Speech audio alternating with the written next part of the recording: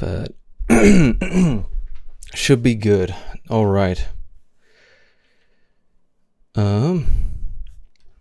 Okay, so today, I'm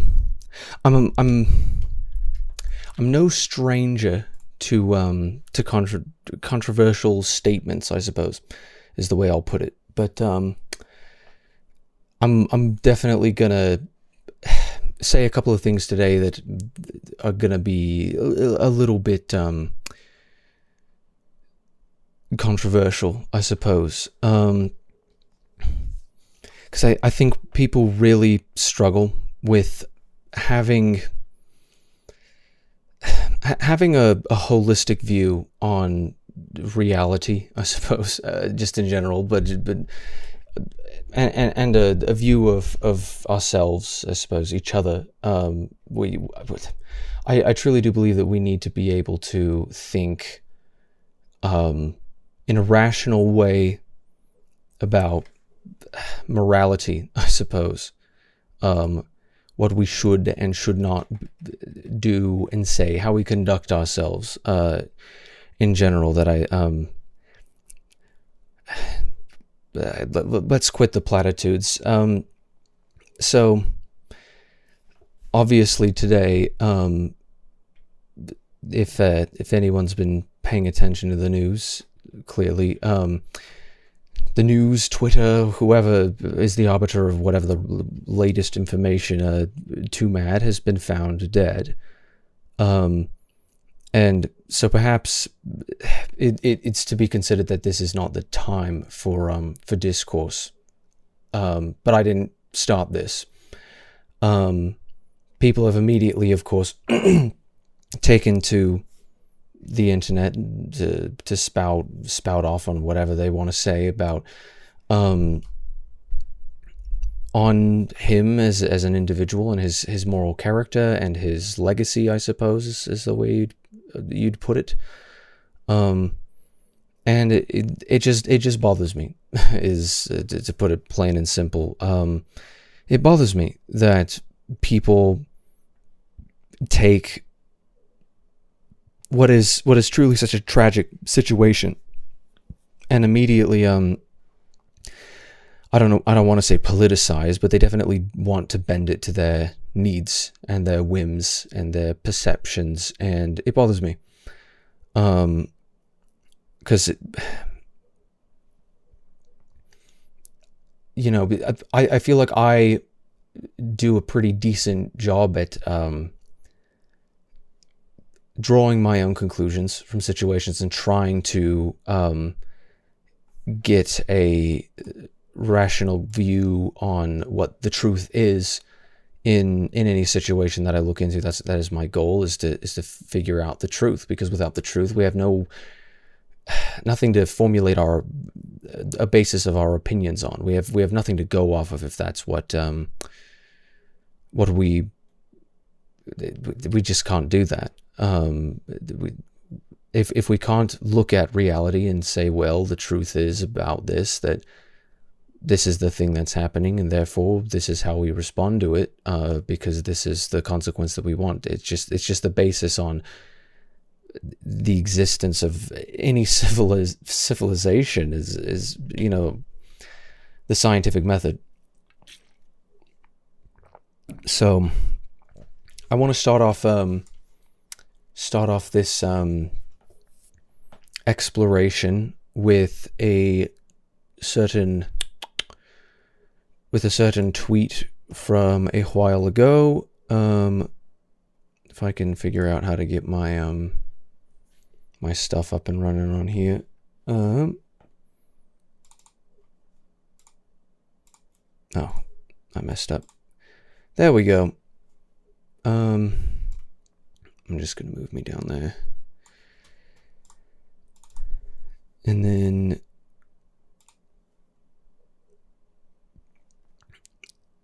there we are. So as Grapefruit put it last year at some point, He said, we all just need to learn to shut the fuck up when we have no idea what we're talking about. That's the hump humanity has to get over with the internet. It's just going to get worse otherwise. And like, don't overextend your opinions so much. We're all just itching to piss off people we hate so much that we adopt distorted, exaggerated opinions that we truly don't even believe. This is definitely something that I've been trying to point out, I think, about just life in general, just discussions in general for a long time, is that we adopt distorted, exaggerated opinions that we truly don't even believe, and we say things that we don't mean. I don't think there's any purpose in communicating anything if we don't mean it. So we've got to be able to talk about certain topics with the understanding that that takes a holistic view on things, because otherwise we're just kind of throwing our intellectual weight around in a sense, where we're just, yeah, I think this and I think that and I think all of these things, and it just ends up being a big old mess. People don't say what they think; they say what is cathartic to say. In a lot of cases, it's just, it feels good for me to say this thing, so that's what I'm going to say. Regardless of whether or not, it's like, well, if you sat down with like another sane, just any sane person, and they say, okay, slow down, like that sounds a little bit crazy. What about this? And let's consider this. And like we've got, I think people eventually calm down and think, well, yeah, of course we can't. The big example that I saw with all the time, I think I would see a defund the police and kill all men as two statements that people generally on the cultural radical left would say. It's just that people don't say what they mean. They go one or two or five steps further and say something extreme because it feels cathartic to say something like that. It feels cathartic to use fighting words and to use strong, angry words, and oftentimes we don't say what we actually believe. It's like, well, when you sit down and you talk to somebody who disagrees and who's thought about this topic, and you say, well, if you defund the police, then how do you protect people from getting hurt?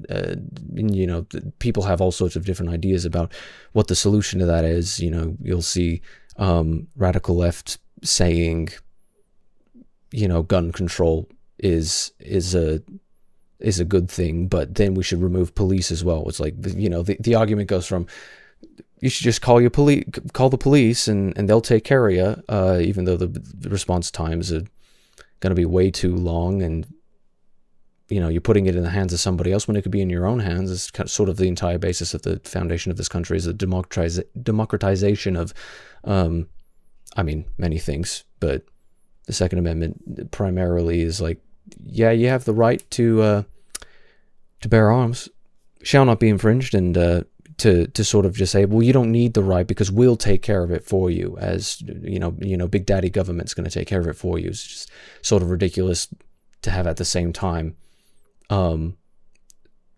people from within the same movement saying, well, we should just remove police altogether. And it's like, okay, well then what happens? It's like, well, we police our own communities. It's just like, no, you don't. No, you don't. And that's sort of another topic entirely. With kill all men, they say kill all men. It's just like, do you really? Like, really? Do you seriously believe that? It's like, well, no, it's just like a joke. It's like, I don't know if I quite understood the punchline there. I think there's a way to absolutely make a joke about killing half the human population, half of pretty much any sexually dimorphic species. If you kill all the males, like, spells doom for the species, because the species is kind of built that way. But I just don't think that you should say anything that you don't believe unless it's very clear that you're making a joke. And if it's clear you're making a joke and people still get offended by it, then you kind of just have to shrug your shoulders sometimes. But anyhow, so with this in mind, that, you know, people need to shut up when we have no idea what we're talking about, I want to make it very clear that much of the information that I'm going to be going off of during this entire exploration here is going to be based off of certain things that may be vague recollections. They may be just what I've committed to memory, and you know, there's imperfections in memory, in human memory, and in AI, and in everything. An imperfect being can't get everything right all the time. So I just want to make it clear that there are many things that I may say that could be false. I'm not going to try and claim without the understanding that the burden of proof is on me. I'm not going to try and make claims that I can't substantiate. So if there's anything where I can, I sort of recollect to remember something, I'm either going to want to look up so I can show clearly what that situation, what the corroborating evidence is, sort of be able to actually explain what happened during whatever given situation.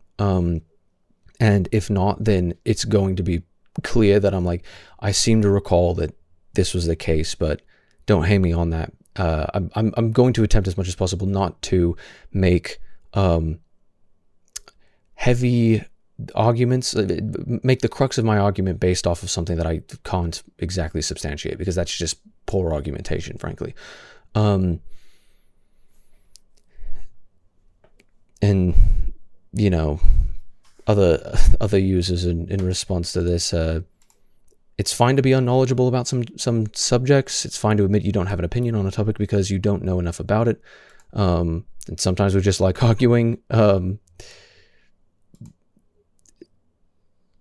You know, this individual was talking about how sort of their maturing process is realizing that you should just shut your trap when I don't know exactly what I'm talking about. So it is interesting. I can't know everything, but I think I can know enough in order to be able to substantiate and rationalize my position on any given topic. So I'm going to start out with talking about Tumad, because of course he was a very big inspiration to me in many ways. I really appreciated what he put out into the world when it came to his content and his attitude, in the very least. And I'm of course kind of devastated at what I've seen happen to him over the last couple of months, as anyone would be who's a fan of anybody. Seeing something happen in that way, anybody you've looked up to, you don't like to see him devolve, or when you realize that something is bubbling up to the surface that you didn't realize was there all along. It's troublesome, of course. But one of the big reasons why I looked up to and was inspired by Tumad is because of his attitude on it. It was just sort of constant, what's the word? Optimism, I suppose is how I put it. And it's kind of encapsulated in this tweet. He's spoken on it in many different situations, but in this tweet, he says, autism spectrum disorder is a superpower. Fuck with me. On phonum in faded as a bitch. I don't even know what that really means. Probably would have made more sense if he had said it out loud. But that's the sort of just that sort of thing. Autism spectrum disorder is a superpower. You know, that type of attitude I really found very enjoyable with his content. A big thing that I really looked up to him for. I think that's good grammar. I don't know. He said, well, I started out, I suppose, I was watching his videos in probably like 2020 or 21, during COVID, I believe that was kind of my main squeeze, was watching through his videos, because I discovered him from a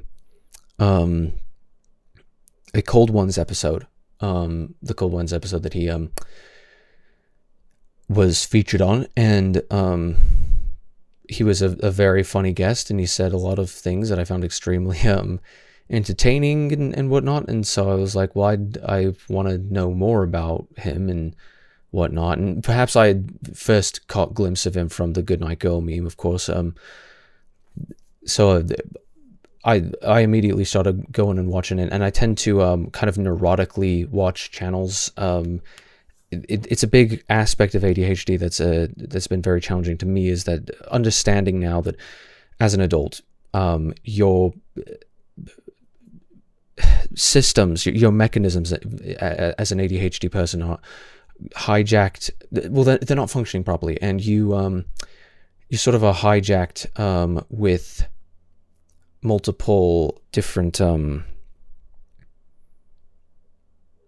I mean, especially in a world where everything's trying to grab your attention. I think it's something that we end up seeing a lot. It's sort of heightened. The problem becomes a little bit bigger because of how kind of crazy and loud the world is at all times. And I think you can catch older generations talking about that in a way that's,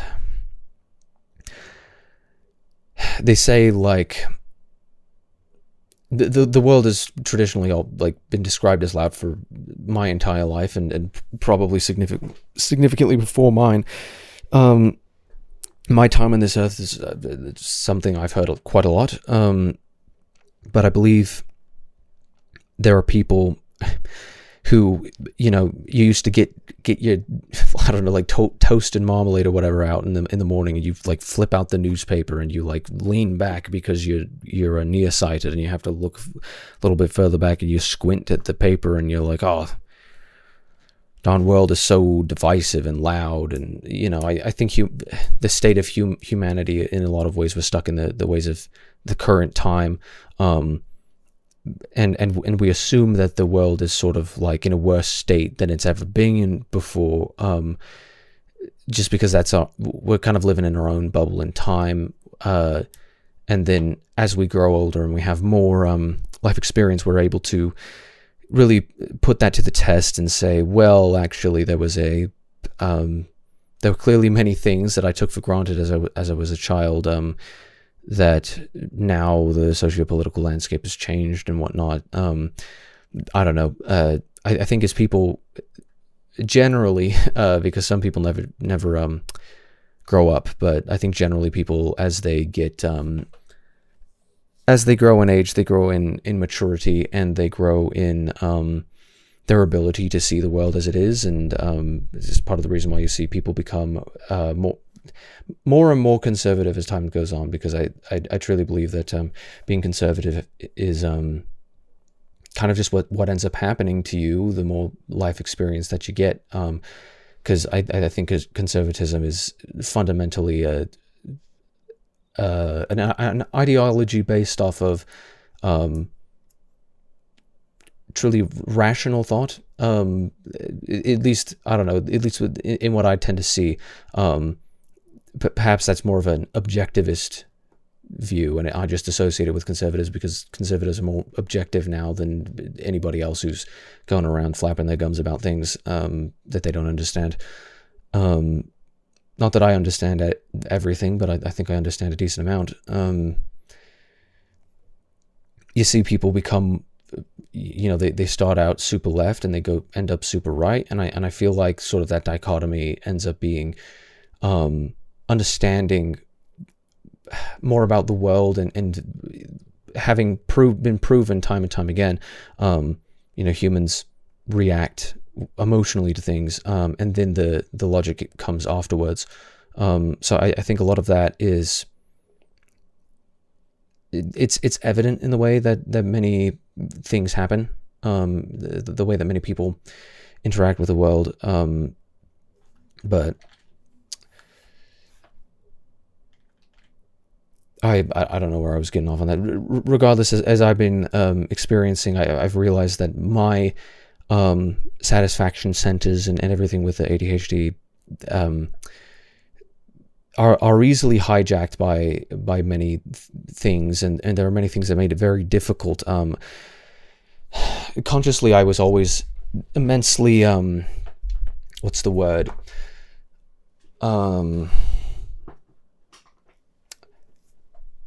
Ambitious. Ambitious is the word I'm looking for. I've playfully described myself as a Slytherin for that reason, because ambition was a big thing that defined Slytherin. I think there's a lot of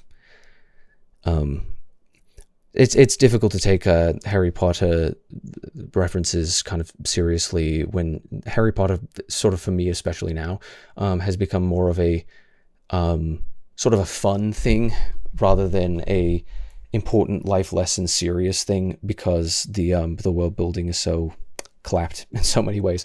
But regardless, I was always ambitious. I always had a million things that I wanted to do, and making constant progress, especially in my adult life, has been something that I've always been trying to strive for, and it would frustrate me constantly, and it ends up being sort of a depressing thing when you can see that you're not really making any progress with anything, or when your progress isn't measured in a way that is satisfying and cathartic enough to say, well, I'm proud of where I'm at now because look how far I've come.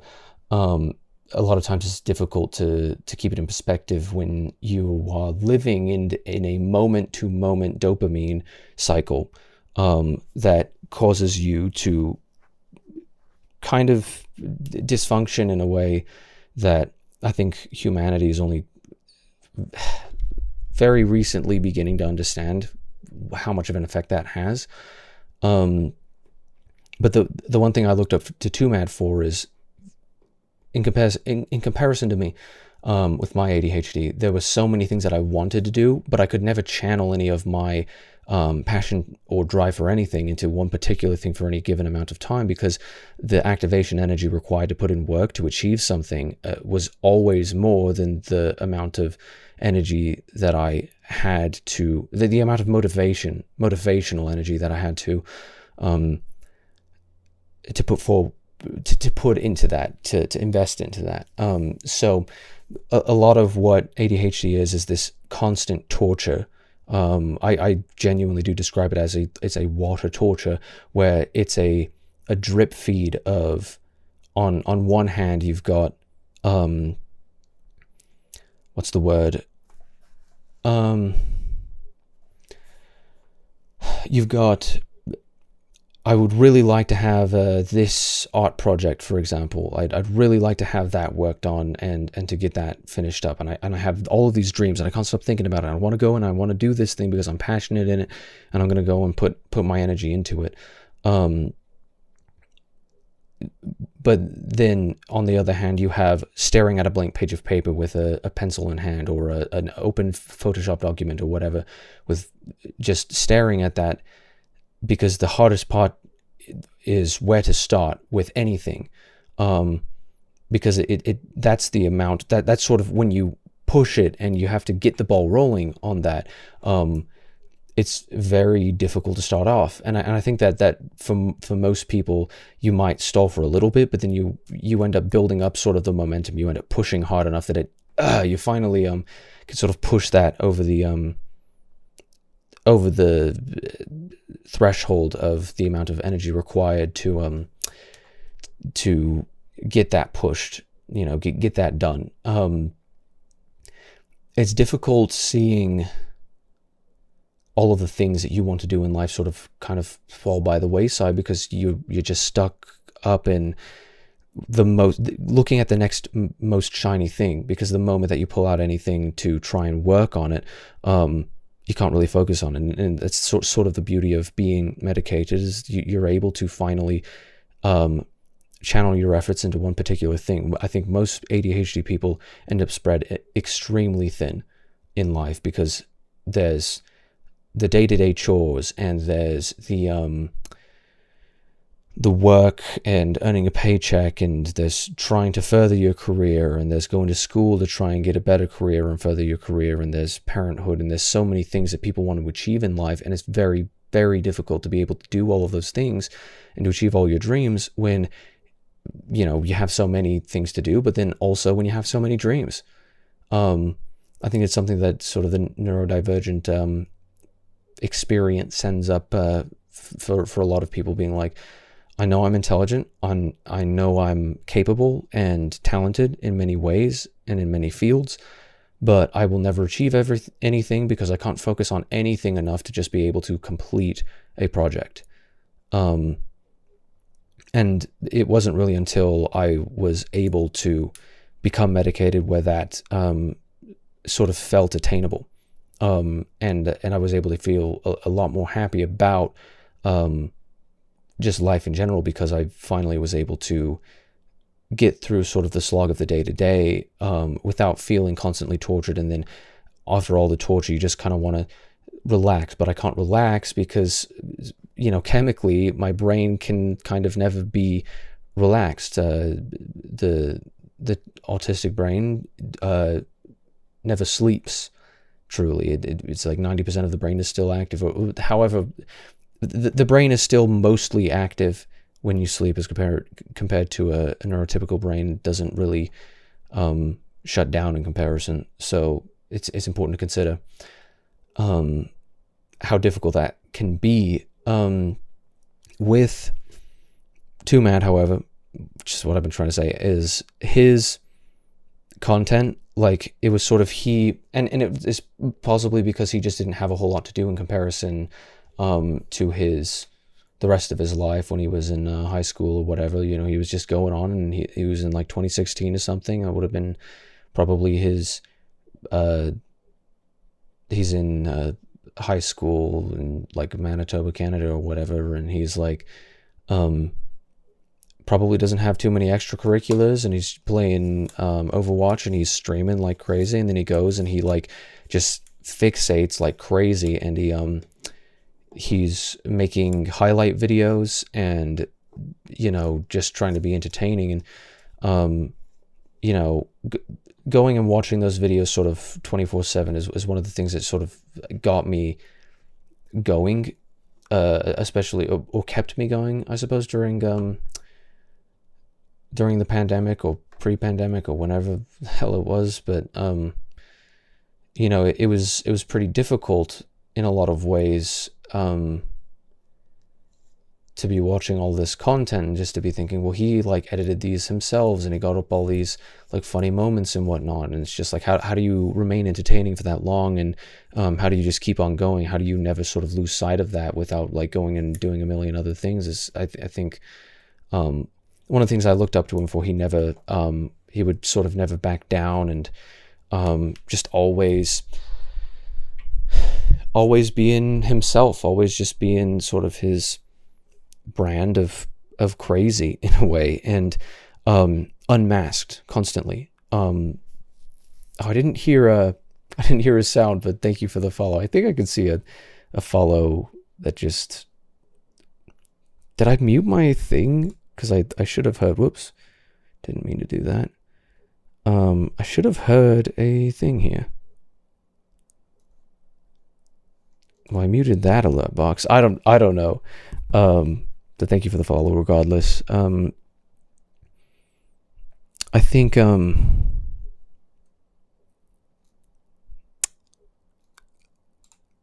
many ways people sort of forget that it's really something that we've kind of come a very long way in understanding neurodivergent. This is the sort of neurodivergent family of mental disorders, I suppose, because back in the 80s and whatnot, we had autism, and then like autism spectrum disorder ended up cropping up as a separate diagnosis, and then we had Asperger's syndrome, and we were trying to be as scientific as we possibly could with those, and the way that we diagnosed and the way that we treated and the way that we understood them. But as time has gone on and we've observed more and more, we've realized that all of these things, Tourette's and ADHD and OCD and just all sorts of sensory issues and whatnot, all of those things were sort of related in the same,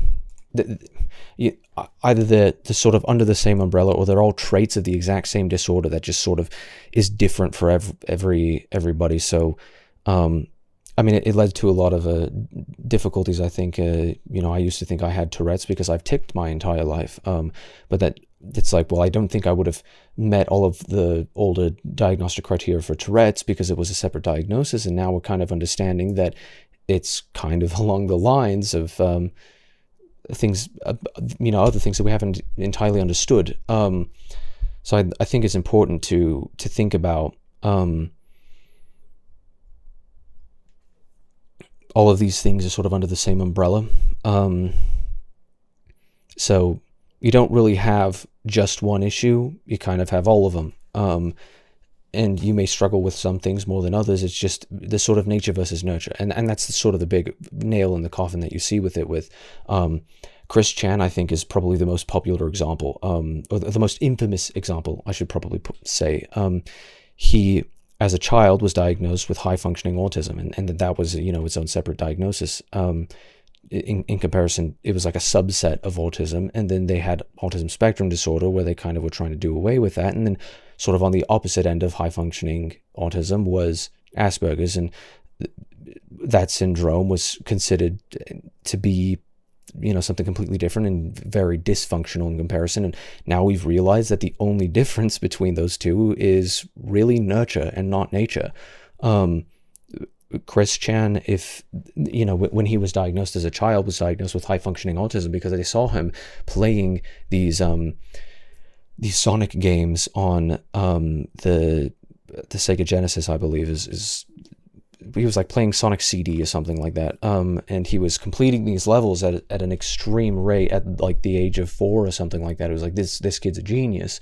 You must have high-functioning autism. So that comes with a lot of different things, but it ends up being sort of conflated and confusing, because later on in life, a lot of the people on the internet who were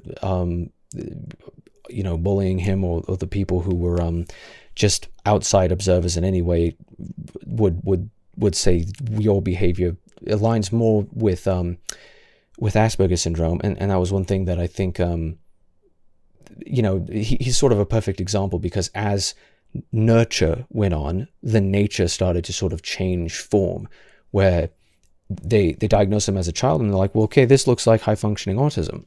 They diagnose him as an adult, or other people sort of self-diagnose him as an adult just based off of his behavior, and he's like the most documented person ever to exist on the internet. So they end up saying, no, it's absolutely Asperger's, and he responds to that simply by, responding in sort of a hate to Asperger's syndrome, simply because it sounds like Asperger. It just doesn't sound good, which is silly, because it was just named after a guy whose name was Asperger. Like, I don't know. I mean, the word burger comes from Germany, and he was a German man. Some people would pronounce it Asperger or whatever, because it sounds like less weird. Either way, I think we've realized, and we're going in a pretty good direction in understanding that what could be in some circumstances a highly debilitating condition, with good parenting and a good support system, someone can be a highly functional and highly successful human being. And I think it's likely that there were many people throughout history that were neurodivergent that we sort of didn't know about. So to sort of, you know, make any sort of claims that, I don't know, you just always want your claims to be scientific overall.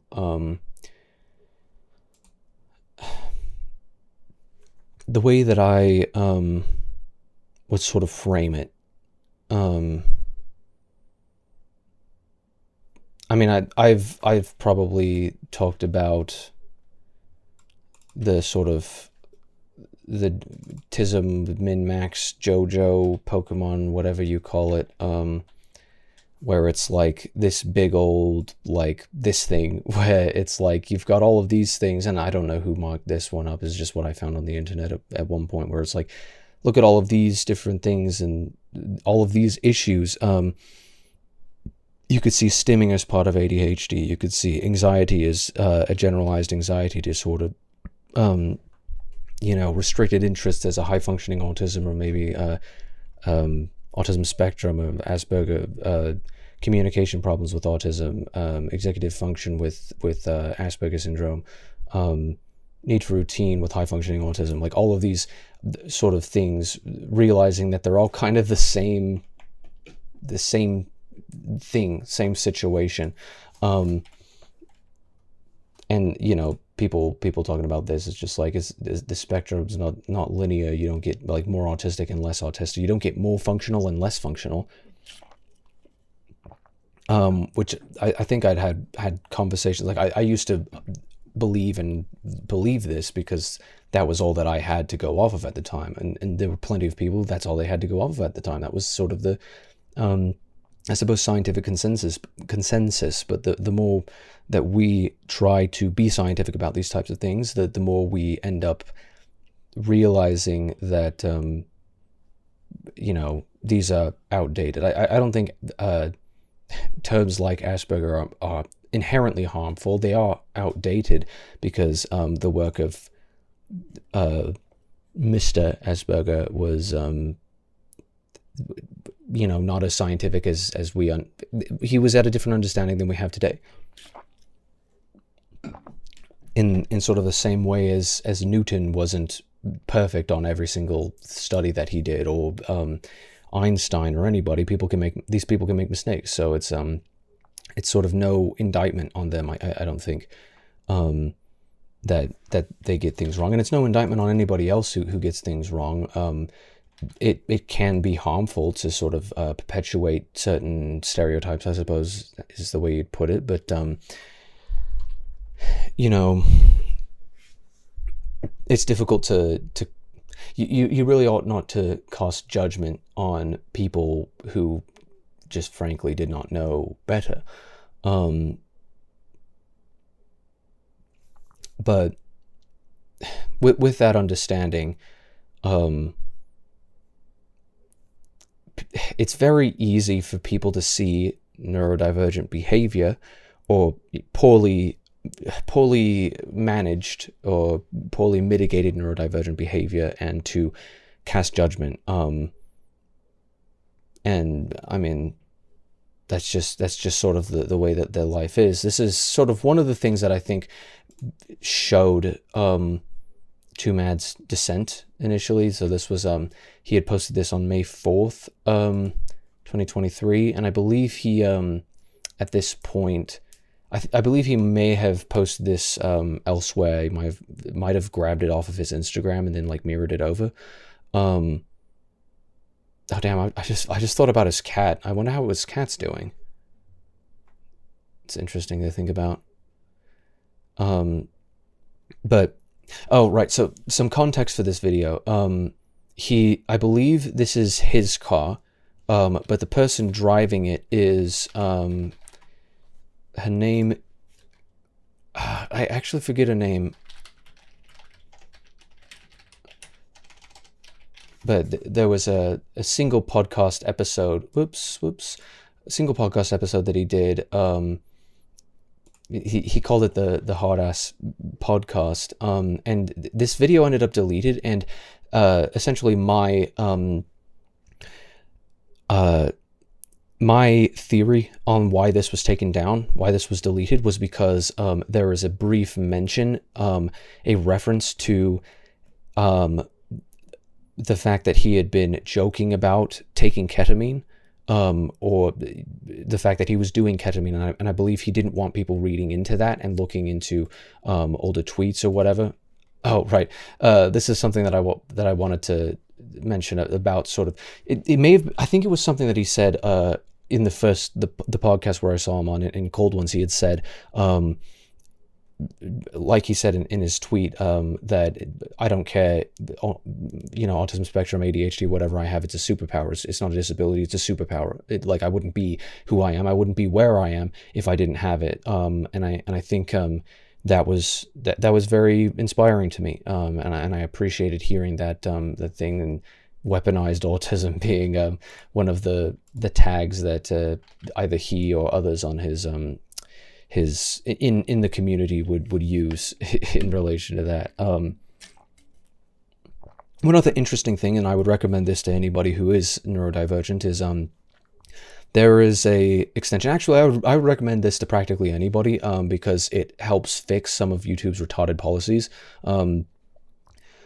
So every single time you open up YouTube, it takes you to the home page, and it's got a ton of, it's just whatever the algorithm spewed out and thinking, oh, you're probably going to like this video, right?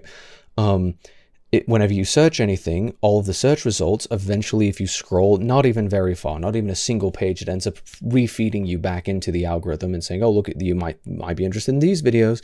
And it's incredibly frustrating, and it's actually kind of exploitative of, I did not pronounce the syllables properly in that word, exploitative of,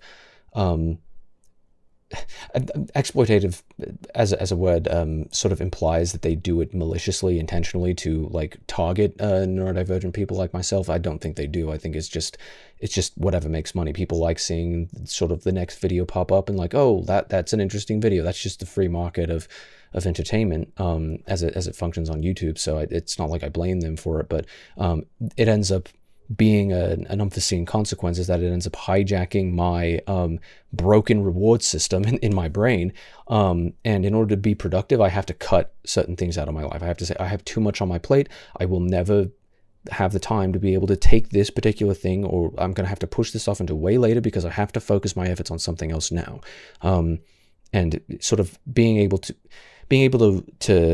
mitigate sort of the disability in that way, understanding your limitations and then being able to counteract them with conscious thought and with medication and with whatever other tools you can use is very useful. So one of these tools, as I say, is this Chrome extension that actually can just block all of the algorithm like entirely, so that I don't get fed with new things. It's like, oh, I can click on this and this and this and this video, and it's just, well, it's kind of just a waste of time,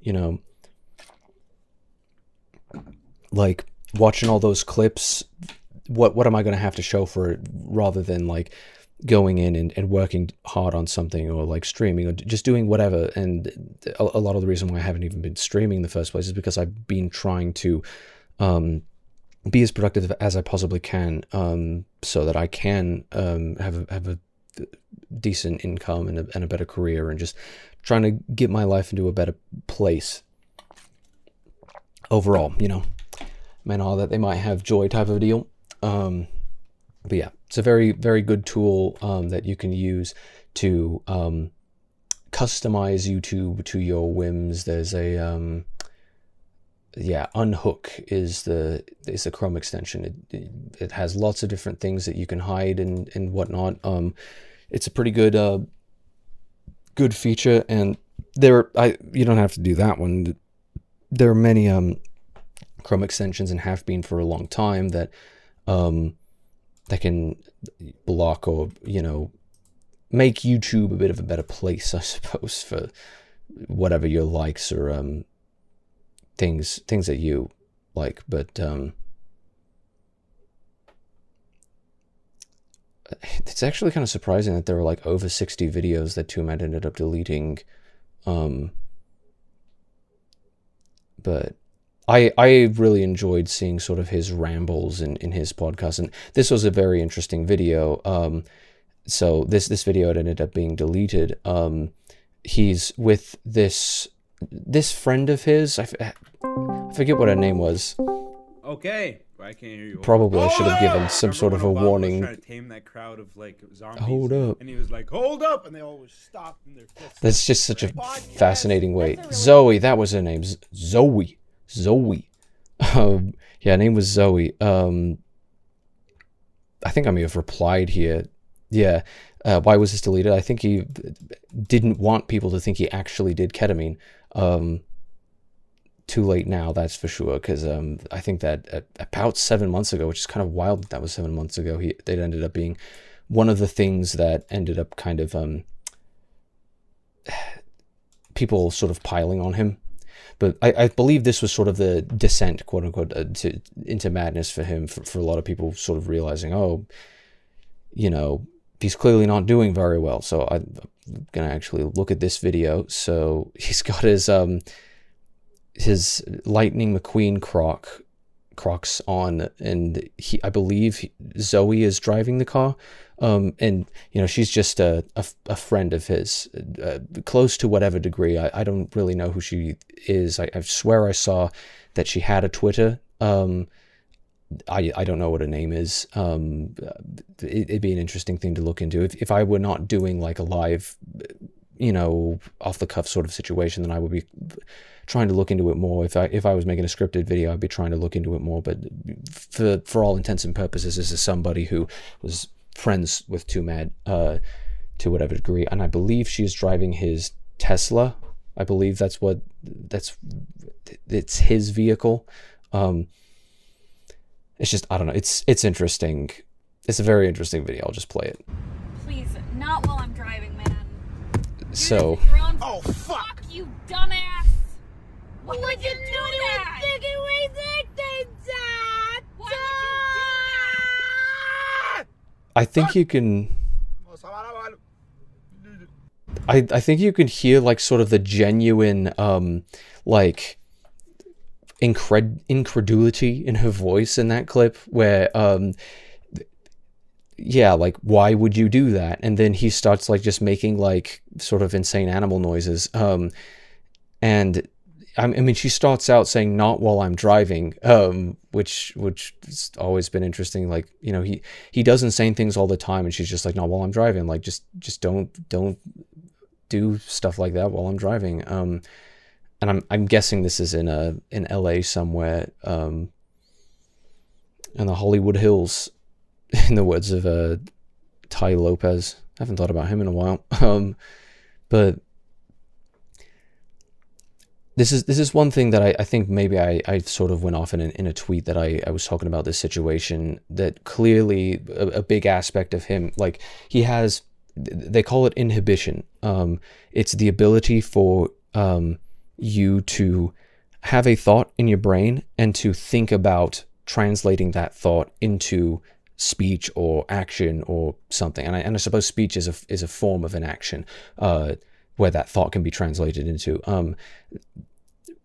Someone who is neurodivergent, generally you see inhibition as a struggle, where the moment that they have a thought about doing anything, it just immediately comes out. And it's something that I think as a child you end up,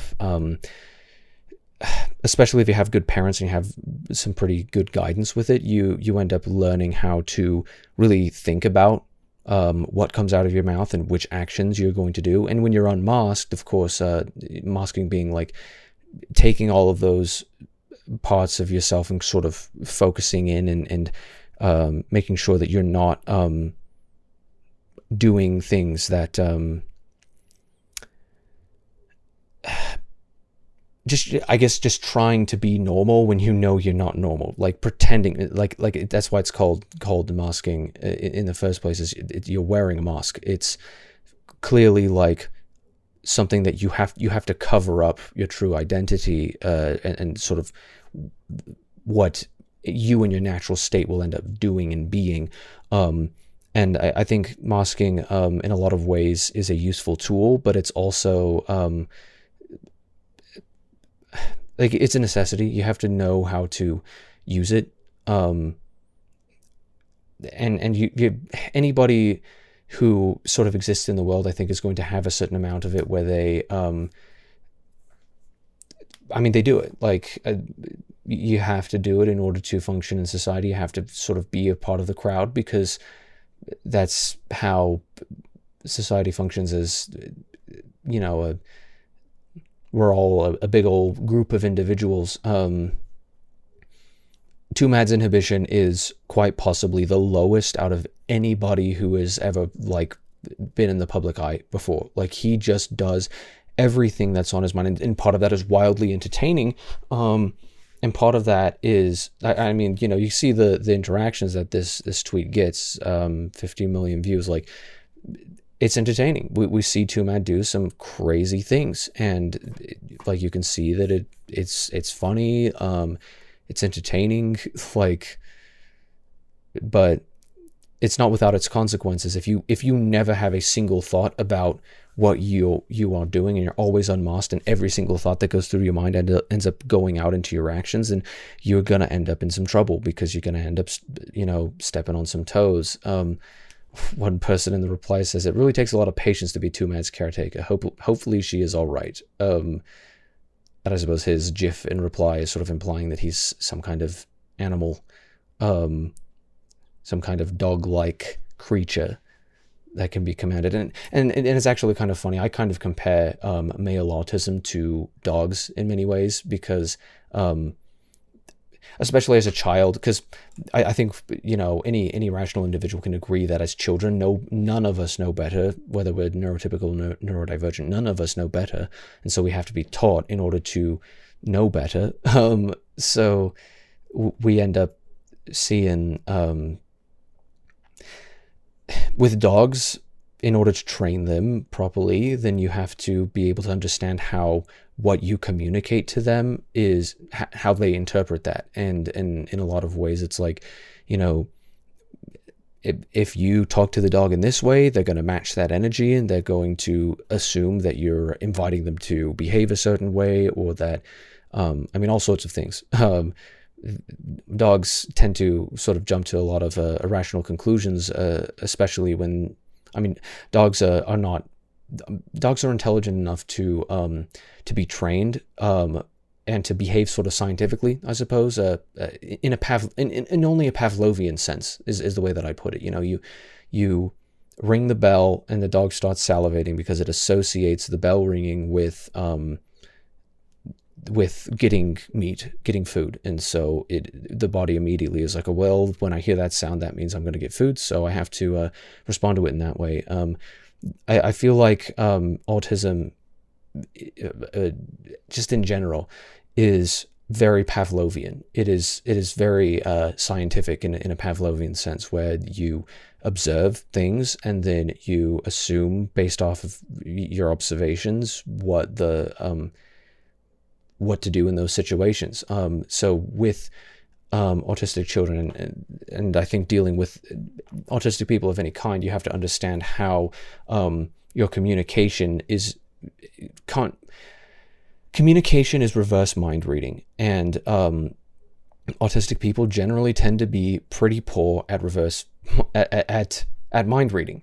So if you are a poor communicator, and you let people draw their own conclusions, maybe a neurotypical person, because they're like tuned to the same wavelength as you, are going to make the exact same assumption that you made about what you communicated, and so therefore you were communicating the same thing. But with an autistic person, I think it generally requires for you to be as specific as possible about your communication and your intentions. And I think most people, the reason why they end up in situations where they can't communicate properly with an autistic individual is because they don't understand why they don't get it, sort of like why their method of communication doesn't work for them. I suppose people don't even think about that. It's like they don't even think about whether or not their method of communication works for another individual. It's more like, why are you, like, what's wrong with you? Like, why are you behaving this way? When it's just like, well, the way that we function is just different enough that it's going to be difficult to if you treat us like you treat everybody else and assume for us to fall in line, we kind of we are kind of kryptonite to falling in line. Like it's sort of in the name with neurodivergent. It's just like we're going to be different from the rest. And I think sort of the intellectual diversity that you see in neurodivergent individuals, I don't know, it's kind of indicative. I think a long time ago, I was talking to a friend, and he was saying that he thought that that autism was a sort of the natural evolution for humans, and I disagreed pretty staunchly with that, because I was like, how could that possibly be objectively better to behave that way? And I think a lot of other autistic people end up in that sort of scenario where why would I want to be autistic when it causes all of these issues for me? But you also kind of realize that if you can harness it properly and you can sort of control it properly, that it's sort of defeating everything that's going on in your head in a way where it's like, well, now I understand sort of like the way that the world works in a certain way. But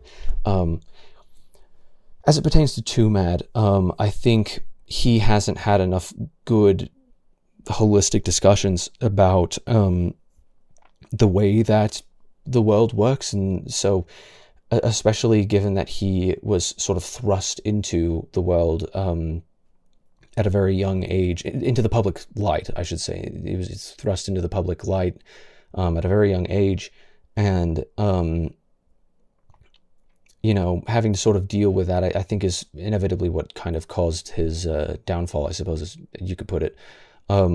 He didn't have a good enough support system to be able to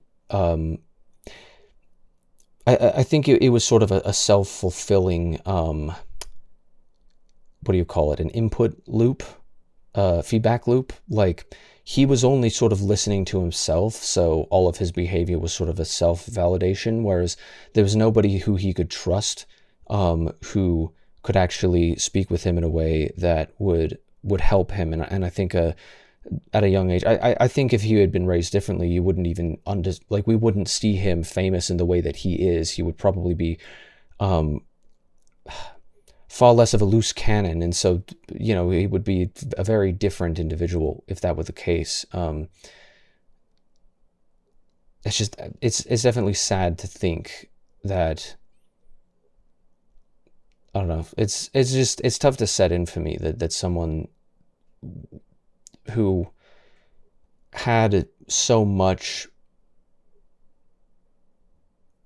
that he could have, he had so much left to go and do in the world. I think there was so much that he could have achieved if he had a single person in his life trying to steer him in the right direction. And I mean, it genuinely breaks my heart, because there were so many people who saw Edeka's energy. And Edeka was sort of had the constitution of mind to be kind of haunted in a lot of ways, and he ended up committing suicide. And that, of course, you know, everybody lost somebody who was very valuable to many people, foreign and domestic. I mean, many people who saw, and people like myself who didn't really realize how great of a creator, or at least entertaining of a creator, that he was until after his death, and realized what we had lost after going back and looking in the archives and realizing, wow, I can't believe I wasn't there, you know, when he was doing these streams and whatnot. I can't believe I sort of wasn't paying attention, you know. I didn't appreciate, I kind of took for granted this thing where I would see a clip here and there and think like, wow, you know, that's one crazy guy, you know, that energy is really something, and I can appreciate that. But I think a lot of people ended up kind of going to Tumad because they needed another person who was willing to kind of push the envelope in that way, where they were just going to be as crazy as possible and make some really entertaining content and some great streams and all that, and just be sort of a very wholesome entertainer in that way. That sort of optimistic, like wildly optimistic, wild being the key word, being one of those things that I think was very relatable to a lot of people, including me. So it's sad to see that not only has he, out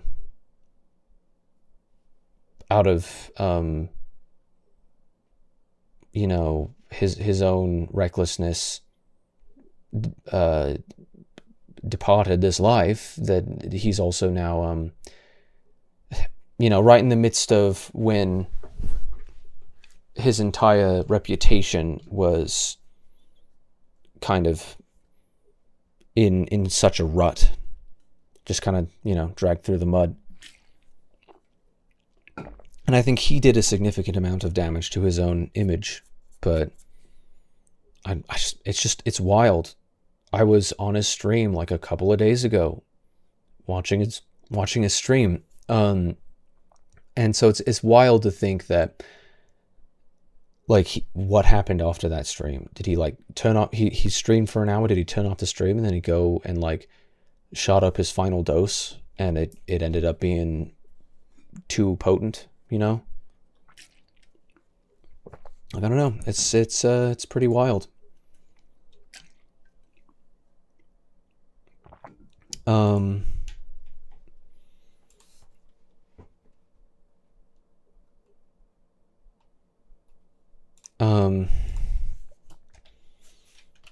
So it does disappoint me quite a lot.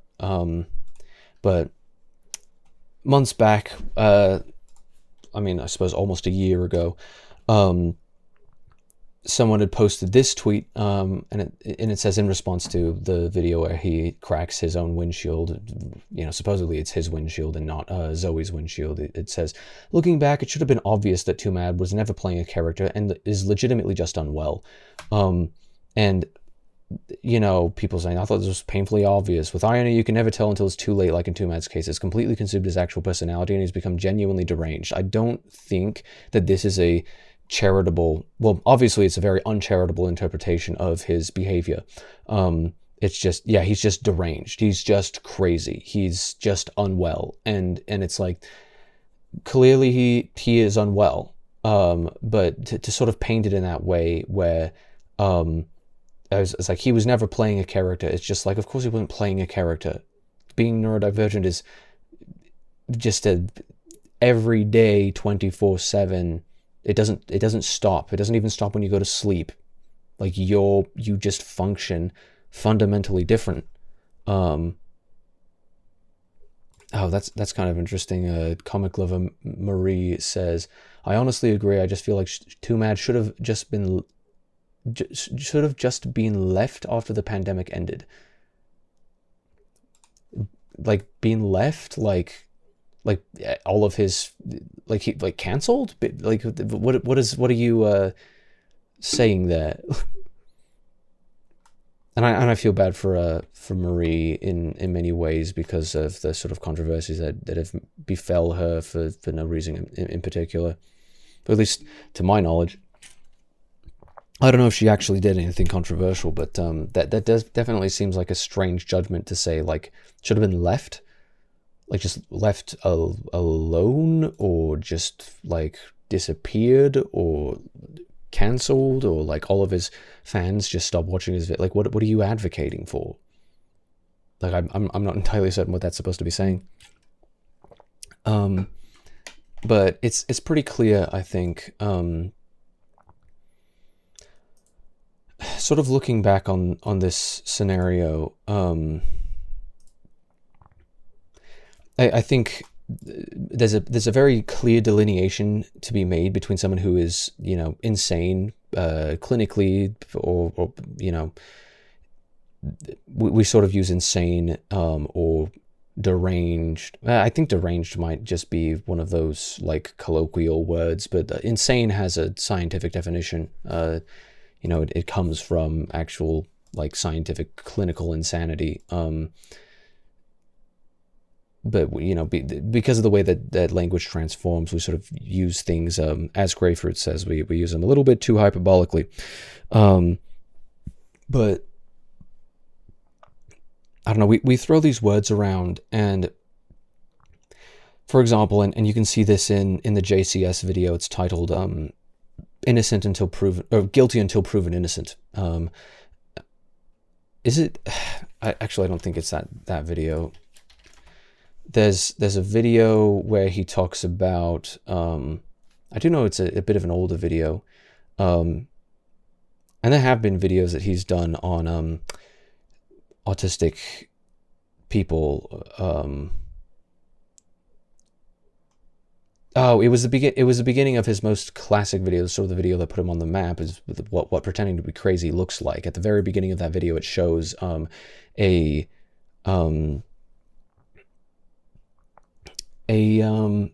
person who was declared legally insane, who spoke on the topic of, sorry, this person ended up being convicted, proven not guilty by reason of insanity, and he ended up going to a mental institution because he had, most people have enough of a sort of inclination that they are sane. They know the difference between good and evil. I suppose is sort of the way to put it. I suppose biblically, in that sense, you know, the tree of the knowledge of good and evil. If you are a descendant of Adam, unless you're like, you know, somehow scientifically deficient in some way, or mentally, that, you know, something didn't take properly, I suppose, then you have a sort of intrinsic sense of what good and evil is. You act in rational self-interest.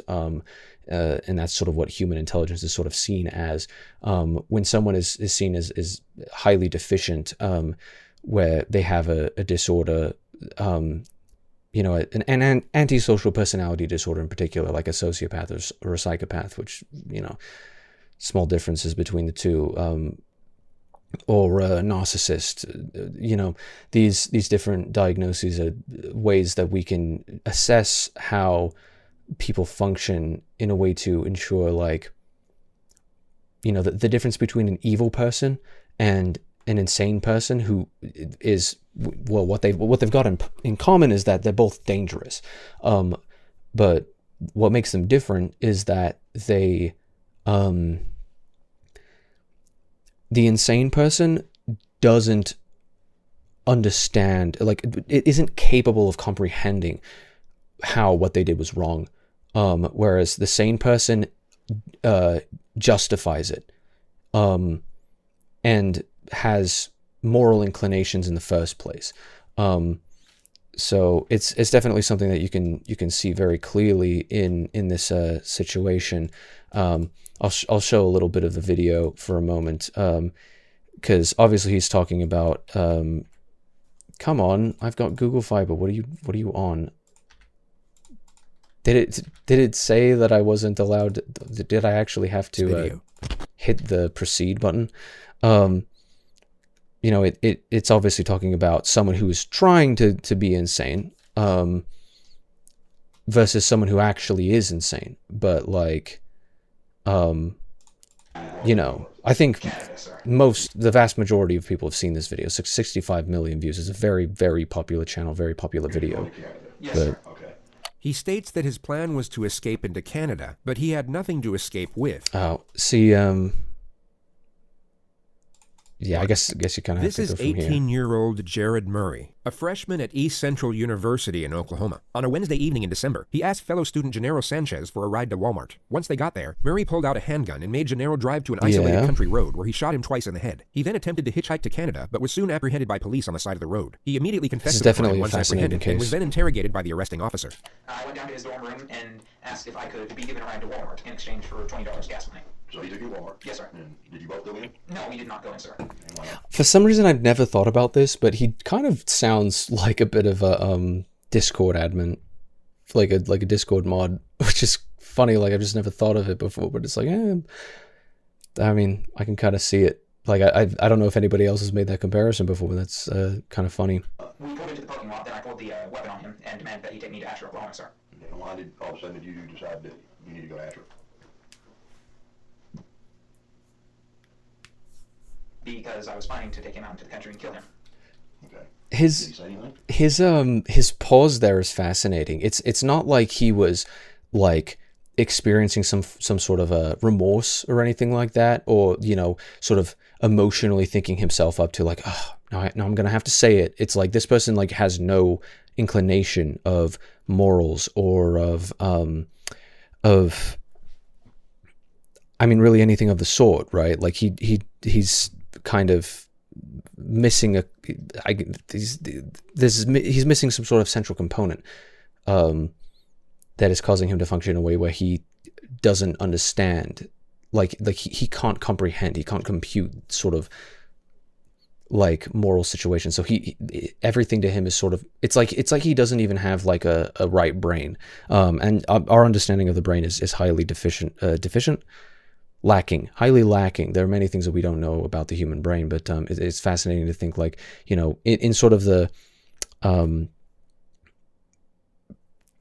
I suppose a pseudoscientific sense where it's like if the right brain is all the emotions and the left brain is all the logic, it's like he's nothing but logic. He's nothing but left brain. Which is, I mean, it's just fascinating to see the way that he talks about things and the way that he considers things. It's like he's highly efficient in discussing things, but it's like it's very interesting that he just sort of does this. I don't know. He panicked, went to pull out his phone. I yanked the phone out of his hand, and then he panicked some more. Kept telling me not to kill him. To make him feel more comfortable, I unloaded the bullet from the chamber, handed them over to him, and that eased his nerves a little. Then I pulled a second clip out of my pocket and set it on my lap. And so you're driving east, and so I guess at some point, did you decide now was the time? Yes, sir. Okay, what happened? I loaded the gun quickly. Like it's fascinating. Like he understands how to ease someone's nerves, but specifically like he takes those actions to ease his nerves, not as sort of a compassion to him, but as a rational way of getting what he wants. Where it's like, oh no, you can drive. So it's like it's fascinating. I don't know. Quickly, shot once, missed. Shot a second time, hit, jumped out of the car, went around. He was driving 10, 15 miles an hour, so it was rather slow. Ran around the hood of the car, and of course it was slow when he wasn't purposefully driving. Tried to pull him out, couldn't get him out until he already had hit the tree. Pulled him out there, dumped him into the, before I dumped him into the ditch, I heard him gurgling. I'm not sure if that was a physiological or physical process after death. It's fascinating. Like there are plenty of people that I've seen in these true crime situations where they talk about gurgling as like they don't understand what like a death rattle is. They don't actually understand the physiological or physical process, but he very, very clearly is like, oh, I didn't know that was a thing, but like, clearly that there's some sort of a rational explanation. It's like all it is ration in science, and it's fascinating, but also like you can clearly see that someone who can only think this way is very, very dangerous. So that's sort of the difference where But I thought that he might have still lived through that somehow because he was gurgling, so I shot him again and then shoved him down in the ditch. He makes a half-hearted attempt to conceal the body with a handful of leaves and a stick. He then walks in the direction of the highway. half-hearted attempt. Yes, sir. And which way did you go? No, sir. And what were your intentions? You were walking north. Canada, sir. You were going to Canada? Yes, sir. Okay. He states that his plan was to escape into Canada, but he had nothing to Intentions. escape with, not even a passport. I had tried hitchhiking most of the way because the only way this was going to work, factoring in my belief that y'all found the crime scene, is if someone would give me a ride there and then. And then whenever your patrol car was pulling up behind me, I didn't know it was a patrol car. I stuck my thumb out and he was there for the rest. I want to ask you at this point blank, because, I mean, you said here and confessed to, Pretty much everything. in my mind, and I think you might agree with me, just cold-bloodedly guilty on that tonight. Yes, sir. All right, son. Have you- Just yes, sir. No, sir. You will now see the detective attempt to establish a motive for the crime. I guess I'm having a hard time understanding. Does it just say? Oh yeah. Can you help me? It's like why? Do you feel any remorse? I'm sad that I got caught so quickly. Tell me why I should believe you that this was going to I be mean, one person that was going to. It's fascinating because he doesn't even seem sad. Like I don't know if he can be sad is sort of the fascinating part about that, but it's like there's no reason at all for him to be like he has no motive whatsoever. Discussion eventually lands on the victim's long-term girlfriend. You don't think she's going to be upset, heartbroken? I think she will be, sir. How'd that make you feel? No different, sir. It's fascinating. Like it's just data to him. It's like, well, logically, like, if you think about, like, being in a relationship and having that person sort of ripped away from you in such a violent way, naturally, that, you know, just the way that humanity works is that they're going to be, you know, sad and heartbroken about that. And it's like he just doesn't interface with it. It's like that doesn't mean anything to him because he can't interface with like emotions at all. It's quite fascinating I think you've been honest and with me. scary and dangerous. Like, What happened? Yes, sir. But, you know, you've done a terrible thing tonight. Yes, sir. You killed a young man. Yes, sir. Just for the simple fact of, I guess pretty much this is safe for you. Yes, sir. And what do you think should happen to you? Death sentence, sir. death sentence. And why do you think you deserve a death sentence? An eye for an eye, sir. Do you believe an eye for an eye? Yes, sir. I wonder why he Jared Murray was found not considers guilty it by that reason of way. insanity. He was committed to a high-security mental facility. It's so fascinating that he's like, I want the death sentence, and then immediately it's just not guilty by reason of insanity. Like, it's wild. where he is to remain indefinitely. Anything to say for yourself today? No, ma'am. Any reason why you might have done this to this young man? No, ma'am. No reason. No, ma'am. You have nothing to say for yourself. No, ma'am. You want to tell the community anything? No, ma'am. Did you confess to police? Yes, ma'am. Are you proud of what you've done? No, ma'am. Do you have remorse for what you've done? No, ma'am. He appears completely Yeah, he's neither proud nor does he have any remorse. He's just empty of all like emotion. It's fascinating and terrifying at the same time, isn't it? devoid of human emotion. No regret, remorse, shame, nor fear. He had both taken a life and destroyed his own, yet seems indifferent to the circumstances. With respect to his interrogation footage, the most conspicuous element was the complete lack of self-preservation. He didn't once attempt to deflect blame, nor afford himself any type of justification for his actions. He simply spoke in a factual, non-biased manner, impartial to how his words may have been taken, or even twisted to be used against him. Yeah, There was no impartial. calculated structure to his behavior whatsoever. So with this notion in mind, let's move on to the primary Yeah. subject of this video. No calculated structure is sort of the big thing. No calculated structure. And you know, obviously, I am not going to make you know, a comparison. So the big delineation that must be made here is that in this case, you know, one individual, there is literally like no ability to comprehend human emotion, and no calculated, like the only thing that is calculated is whether or not what he is doing involves the truth. And I think it sort of illustrates the importance of emotion and what emotion does for some, just I suppose humanity in general, a civilization in general. Emotion is very, very important because I think without emotion, you just sort of see everything as scientific, like ones and zeros, and it sort of leads you to make decisions like this with sort of no regard to the value of anybody else, because value is sort of inherently a moralistic notion, and that notion doesn't exist to somebody who doesn't have like the ability to interface with emotion, and those values just don't really translate. So it's one thing that I think an evil person is somebody who, you know, can understand and sort of rationalize and feel that, you know, someone who actually has a moral compass and has the capability to comprehend moral systems, and to interface with the part of their mind that's sort of designed to interface with them, I suppose.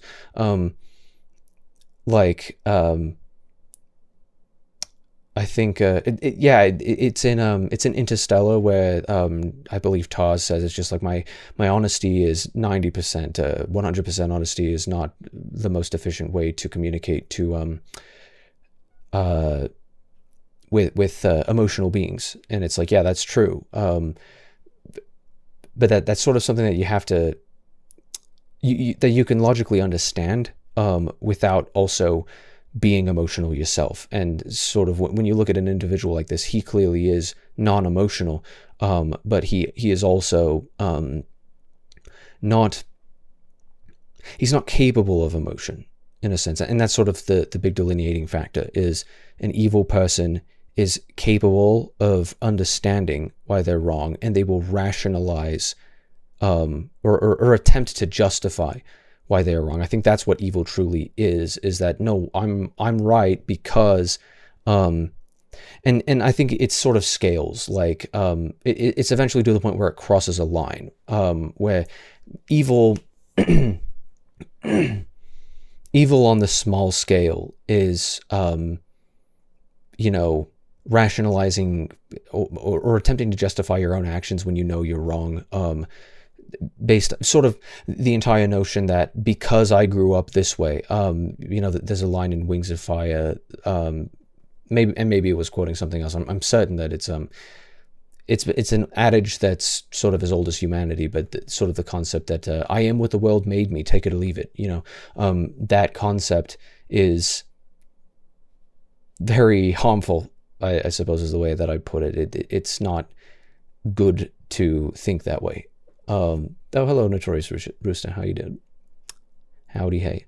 But I think that concept is very harmful. And that's sort of the root of all evil, in a sense, is, well, because this happened to me, anything that I do is justified, because there's no, I suppose, subjective moral relativity, sort of like, because of the way that I've dealt with the way that the world has created me or caused me to be justifies all of my actions. I'm eating Taco Bell. I got chalupas. Very nice. I don't know if I've ever actually consumed a chalupa. Like, I think I just have shied away from generally the ingredients and the combination thereof of most Taco Bell things. I suppose I'd be willing to try, but anyhow, I do believe that is sort of the root of all evil, or sort of the definition of evil, is dismissing the notion that there is an objective moral system, and rejecting that concept and referring only to and depending on only your personal experiences as a way to validate. I think it's very important in order to understand each other. It's part of the human experience. I believe it's sort of encapsulated in the story of Undertale, for example. You need to be able to understand other people, but without power and without force and without actually being able to draw a line in the sand as to what you should not be able to do. Regardless of how you grew up or what you were taught or the way that you feel, it does not justify your behavior in XYZ situations. I'm not certain. I think I'd just been listening to a podcast. I'm not even certain which podcast it was. Maybe it was, I'm not certain, but there was somebody who was talking about sort of a Buddhist belief where it was just like, well, let's consider like, a terrorist, like the leader of the Taliban, I believe is who he talked about, like, I don't know, effectively the child of that situation. This child grew up with a horrible, support system, I suppose. Like, this is someone who's being taught sort of all of the wrongs in the world. I suppose you could sort of take it to be like, still need to play Undertale? Yeah, you do. Yeah, absolutely do. Very, very important game. But sort of taking the Far Cry 6 is what I was going to talk about. The Anton Castillo is this evil fascista, and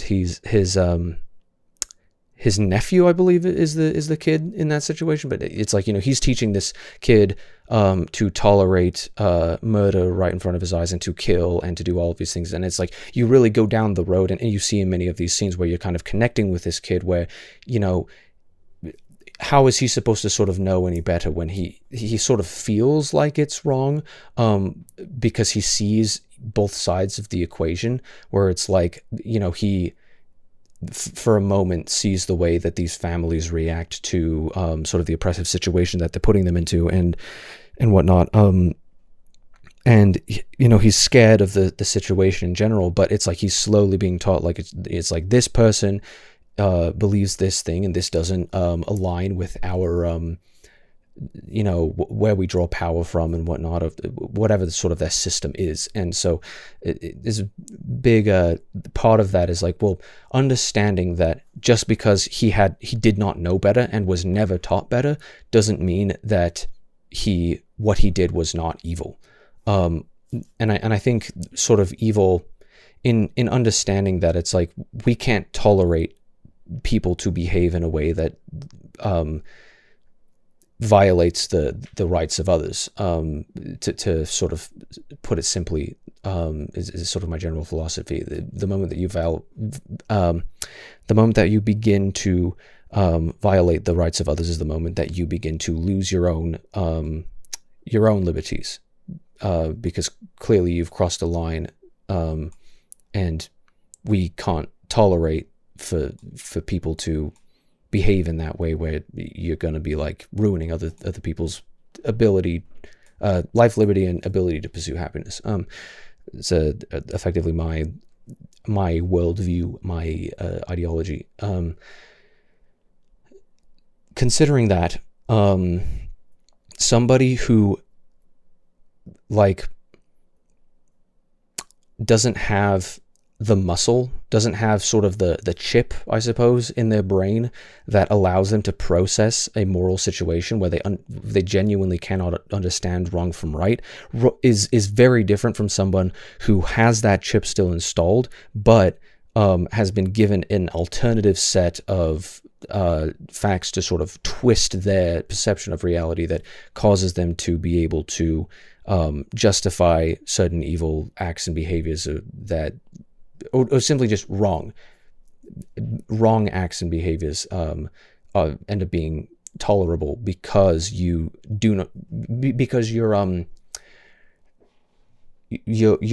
moral framework has been perverted by something else. You see it in you see it in all sorts of situations, but I think you see it in the topic at hand. You see it in Too Mad in the sense where he was never taught that you are not supposed, that you really ought not to XYZ, and what comes of that.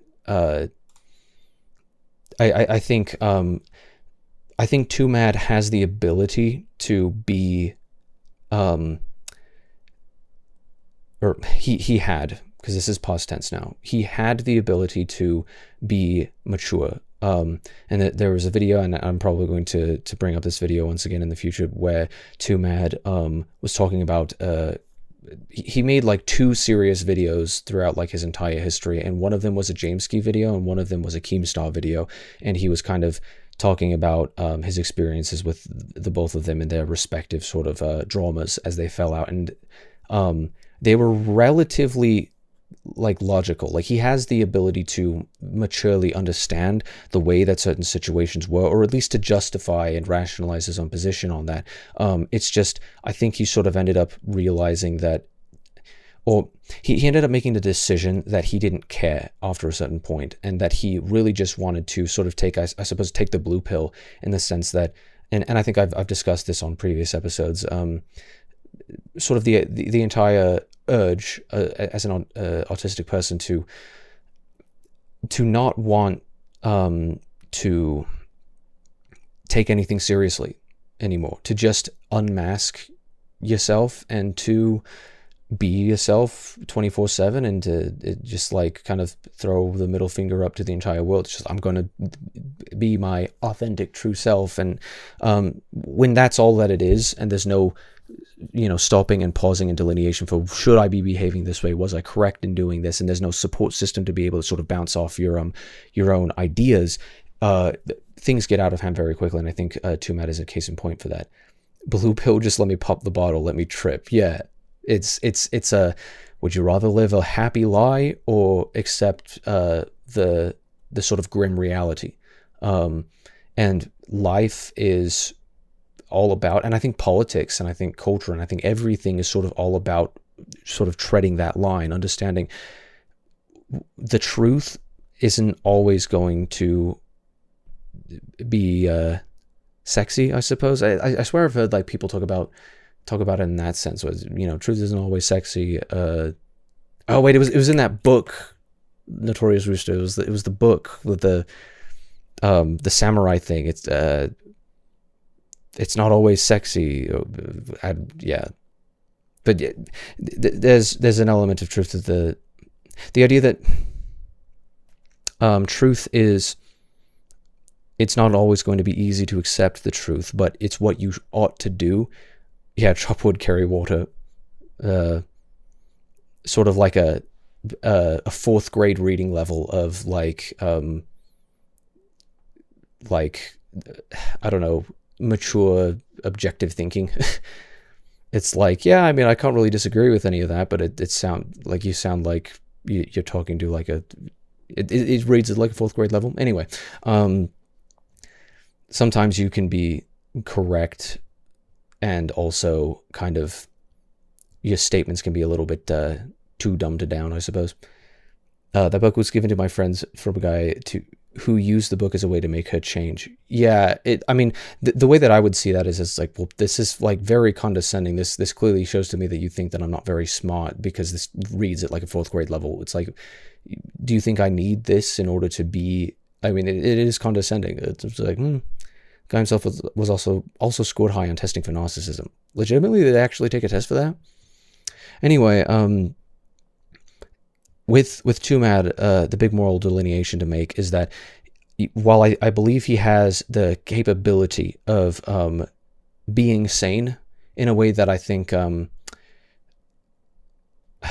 like someone like Chris Chan does not, I believe he sort of was hiding all of that under this sort of you know, however he was feeling, he would just say the way that he was feeling, and sort of mania, I suppose, is the way that I would characterize it. Like, Too Mad was a very manic person, and I'm wondering, like, how mania sort of fits into the sort of neurodivergent family.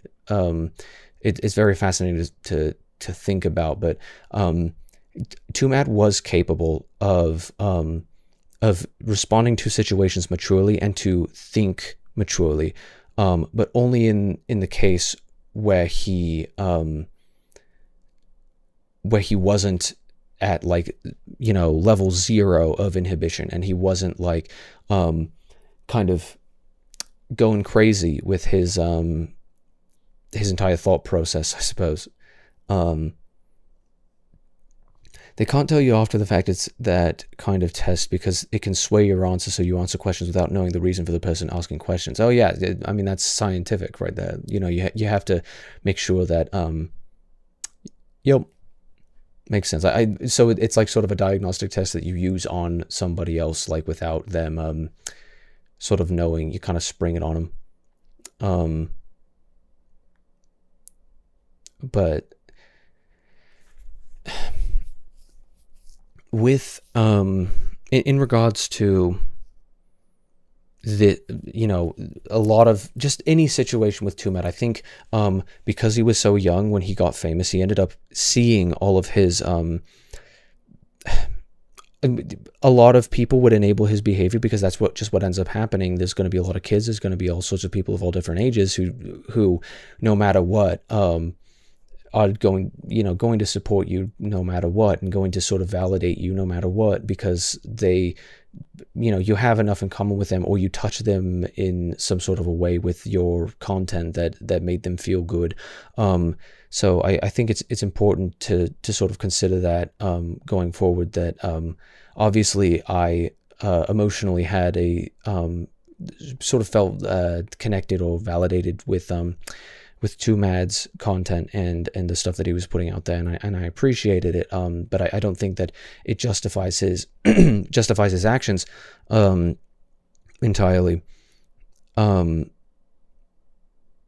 It's just unfortunate that he didn't end up getting the chance to turn his life around because,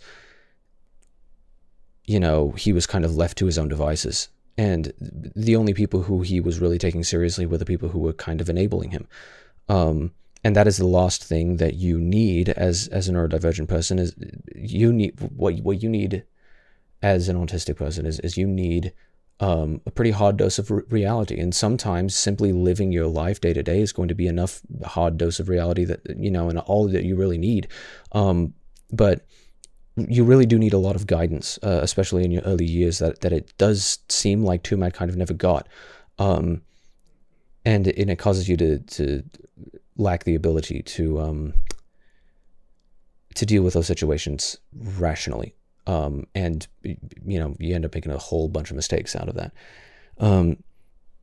Granted, reading that book is very much written by someone trying to write off basic therapy advice, but in the form of Karate Kid. Very OC insert, which kind of loses its seriousness. Plus, the writing level reminds me of a 14-year-old on Wattpad who was trying to make a spin-off of Karate Kid. Yeah, that's basically what it is. I feel like anybody, you could just, like, it would be a far less, condescending thing to just be like, hey, do you want to watch like Karate Kid sometime? Like, I really like that movie. Like, let's, I don't know, something like that, where I feel like anybody, especially an adult, can watch that movie and just kind of get and understand a lot of the ideas about it, without needing sort of a 4th grade level of basic mental faculty and whatnot. They even mentioned Karate Kid in the book that they're ripping off. Yeah, I do remember that, because we read like one chapter or skip around or something. It was interesting. The author quotes himself in the book, I believe. Yeah, he does. I do recall that. I shall be right back. Where's the thing? Where's the thing that does the thing? Wait, where? Oh, there it is.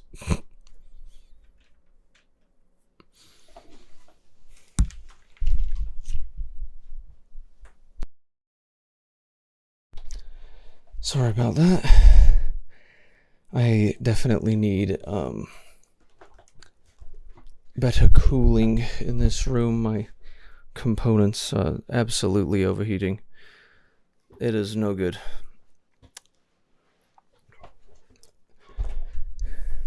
Kind of comes off, oops, let me see.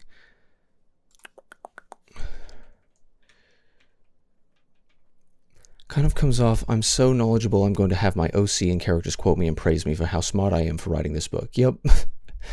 Not a good book, plus there's spelling errors on the book. For someone with professionalism and giving therapy advice, quote unquote, you would think you would have spell check your book for such simple errors. I mean, anybody can be a publisher nowadays, you know. It's really easy to just go to Amazon or whatever, and as long as you aren't saying anything that's particularly controversial, then you can get a book published on Amazon. And the things that are controversial today are, like, actually insane. It just kind of goes...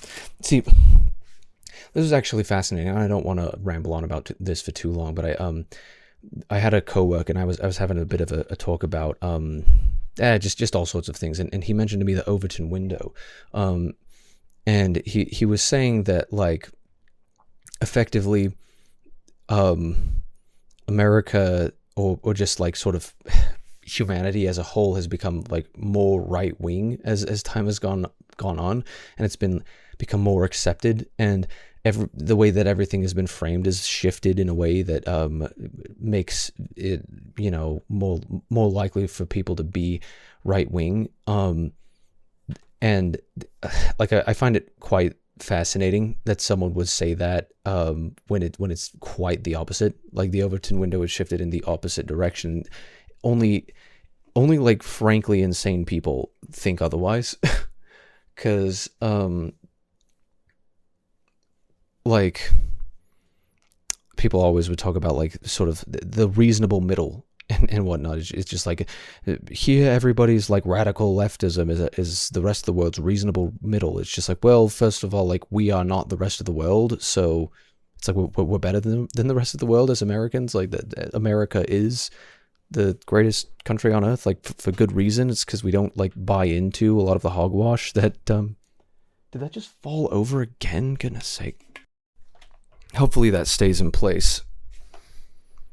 I just don't get enough cooling in this room. Everything's always overheating. It's just like, how am I supposed to do everything? Book gave me secondhand embarrassment because the main character is like an American responding or is an American responding like he is an anime protagonist. Oh yeah.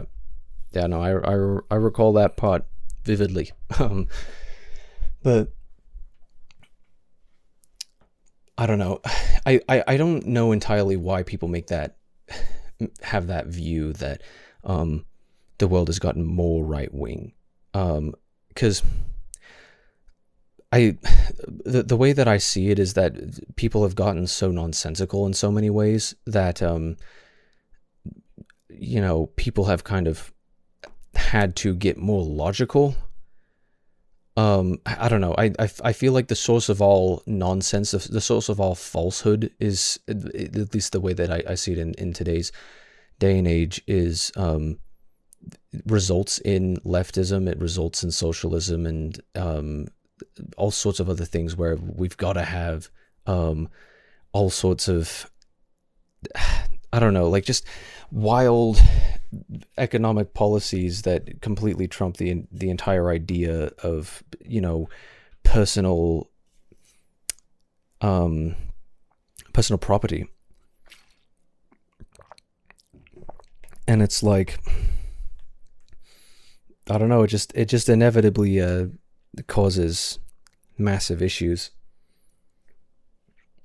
because I don't know, you take the blue pill and you live in fantasy land, then of course, like, everything's just, funny subjective moral relativism and there's no right and wrong, and I don't know, there are some wild things that are acceptable nowadays, even praiseworthy by popular opinion nowadays, that 30 years ago, 100 years ago, 50 years ago, however long ago, were just completely unheard of. So I don't know, it's kind of wild to think about. Wow, Sensei, I didn't think about it that way. Wow, Sensei. Yeah. Anyhow, the big delineation that I'm making is that I think a lot of people make the mistake that there is no objectively provable difference between right and wrong and good and evil. And obviously that's a very very complicated philosophical topic to try to tackle. I think it's really easy to lose sight of that if sort of the Kool-Aid that you're drinking is the sort of the blue pill, or the just the lie, the convenient lie, that it doesn't matter what you do, it only matters who you are truly. Well, I know I've got a good heart, and so if I can just declare, well, I know I'm good, so I don't have to deal with any sort of consequences as a result of that. It's like, no, there is a standard or several standards that we could objectively prove and in order to criticize and hold each other accountable, to obviously different levels in scale and severity. It's like if you were going to argue that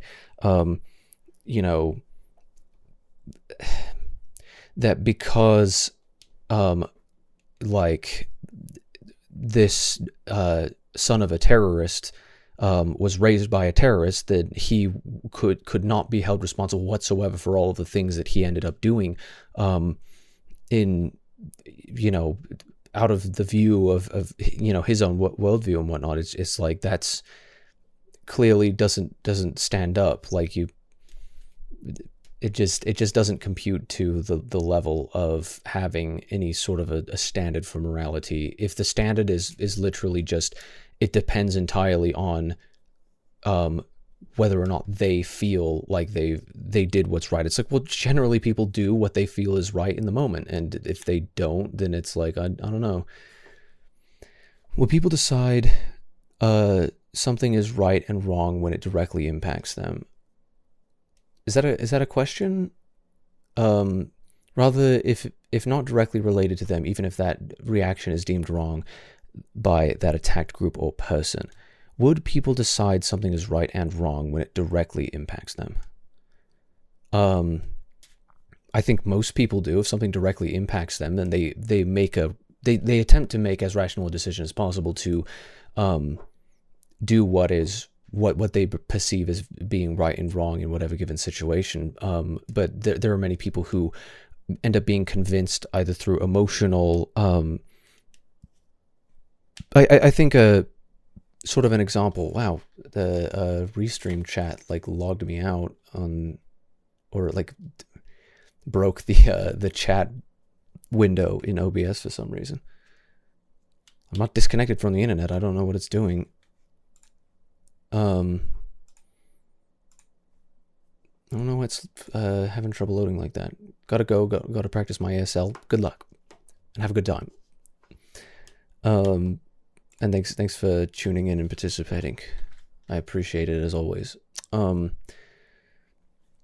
I think, wow, what is going on with Restream chat? Okay, there we go. Now it's there. Oops, something went wrong. Yeah, I just reloaded the page, dummy. What is happening?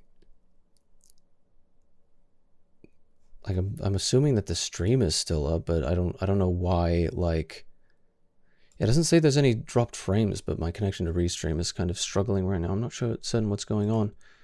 I suppose I'll just have to continue looking at. Why isn't it happening in the thing here? Let me just send a emote. So it pops up in there just fine, but for some reason I can't load the chat, like the Restream chat window or the Restream on Chrome or like anything. It's just not loading. It's just refusing to load, which is very bizarre and kind of frustrating, not gonna lie. Oops, something went wrong. Oops, something went wrong. Shut up. Just function properly. Like, what is your issue? They like push an update to it or something? Like, I wonder if something about their API, like the API is still functioning, but their domain is, yeah, it's clearly not loading at all. Like I can't access anything. So I suppose I'll just have to look at into the Twitch chat bit right here. Strange.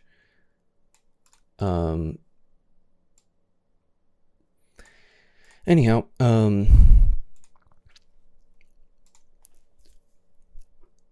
I think just because people can be taught in a certain way doesn't necessarily make them correct. And this is why we all have to be able to give ourselves, I suppose give each other the sort of the grace to understand that we aren't perfect beings and that we are capable of making mistakes, because a lot of the time, you know, the way that we are raised does actually cause differences in the way that we behave, and therefore we're not always going to do what's right in every given situation. So we have to stay pretty well aware of that. But no matter what, it doesn't justify that we have done something wrong, and that's why laws exist in the first place. That's why that's why anybody can cast any sort of moral judgment at another, is because, you know, we find it difficult to prove without a shadow of a doubt what the what is morally correct and incorrect, what is good and what is evil. It's kind of a difficult thing to sort of put your finger on in a lot of situations, but most of the time it sort of requires you to just look at the situation in particular and then draw your a rational conclusion based off of that. But most people can still make decisions in drawing those conclusions, which is why people make mistakes and do evil things or whatever in the first place. That's why it all happens, you know. So keeping that in mind, and especially considering all the statements that I have been making throughout the entirety of this exploration so far, what I am attempting to do is not even close to enabling any of the harmful things that Tumat is accused of doing. I think we need to be able to understand where people come from, and why people behave the way that they do, because everybody, unless they are that individual we were looking at earlier, where he just didn't have like an intact moral compass whatsoever, we have no way of knowing that this like you know, clearly with all that you can kind of see, he doesn't really have the ability to interface with just the concept of morality. It just kind of doesn't compute to him, you know. The vast majority of people, because people like that are like single digit scenarios, they just tend not to exist in nature. The vast majority of people have a rational way of describing their emotional motivations, and have some sort of a belief system from which their behavior comes out from. I think Tumad knows better overall, but in certain situations he doesn't know better because of his autism. I think when you are having a meltdown, for example, your ability to actually think rationally and control yourself goes completely out the window, and you're kind of going to be incapable until you've calmed down. When you are having a what's the word? When you're doing a fair amount of the things that Tumad has been doing, you can't just go around completely unmitigated, doing whatever comes first to mind and not suffer any consequences. There's not going to be a very rational way to justify what you've done if your behavior as he has behaved functions. I mean, what's the word?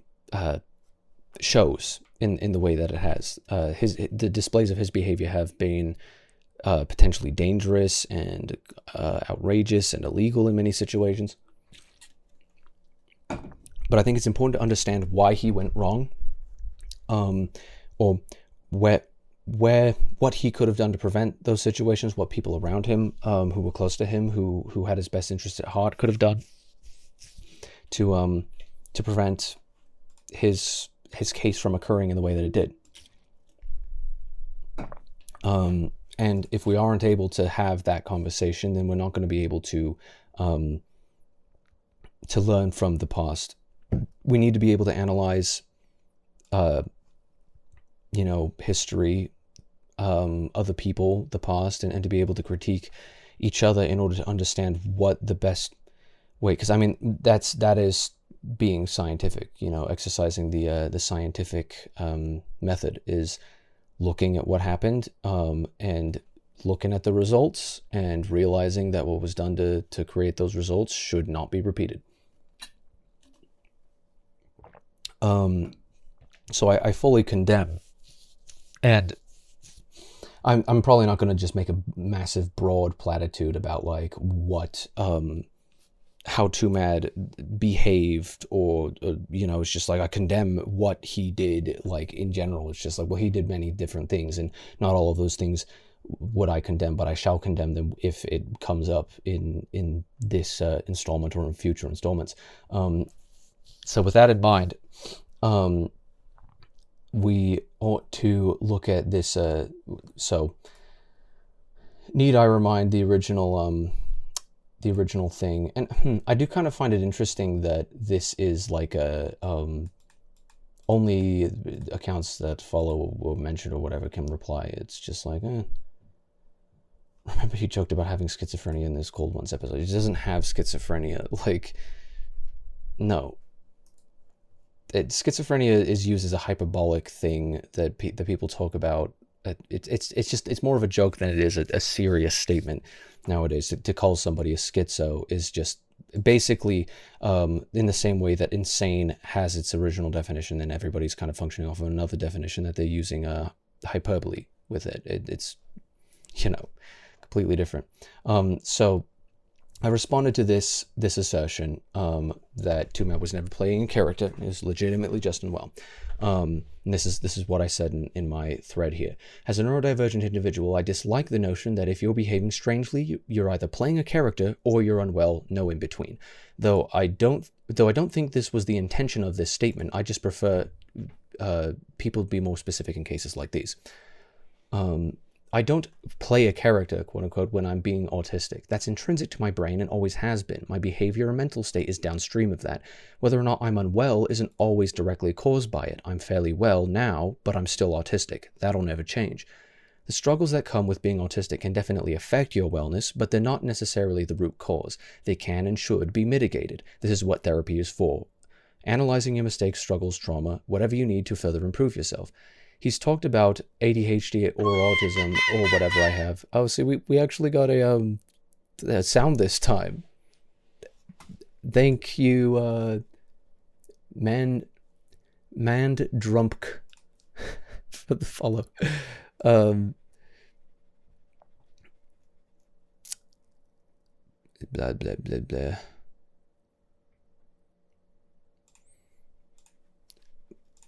No, thank you, because just another bot. Let me see.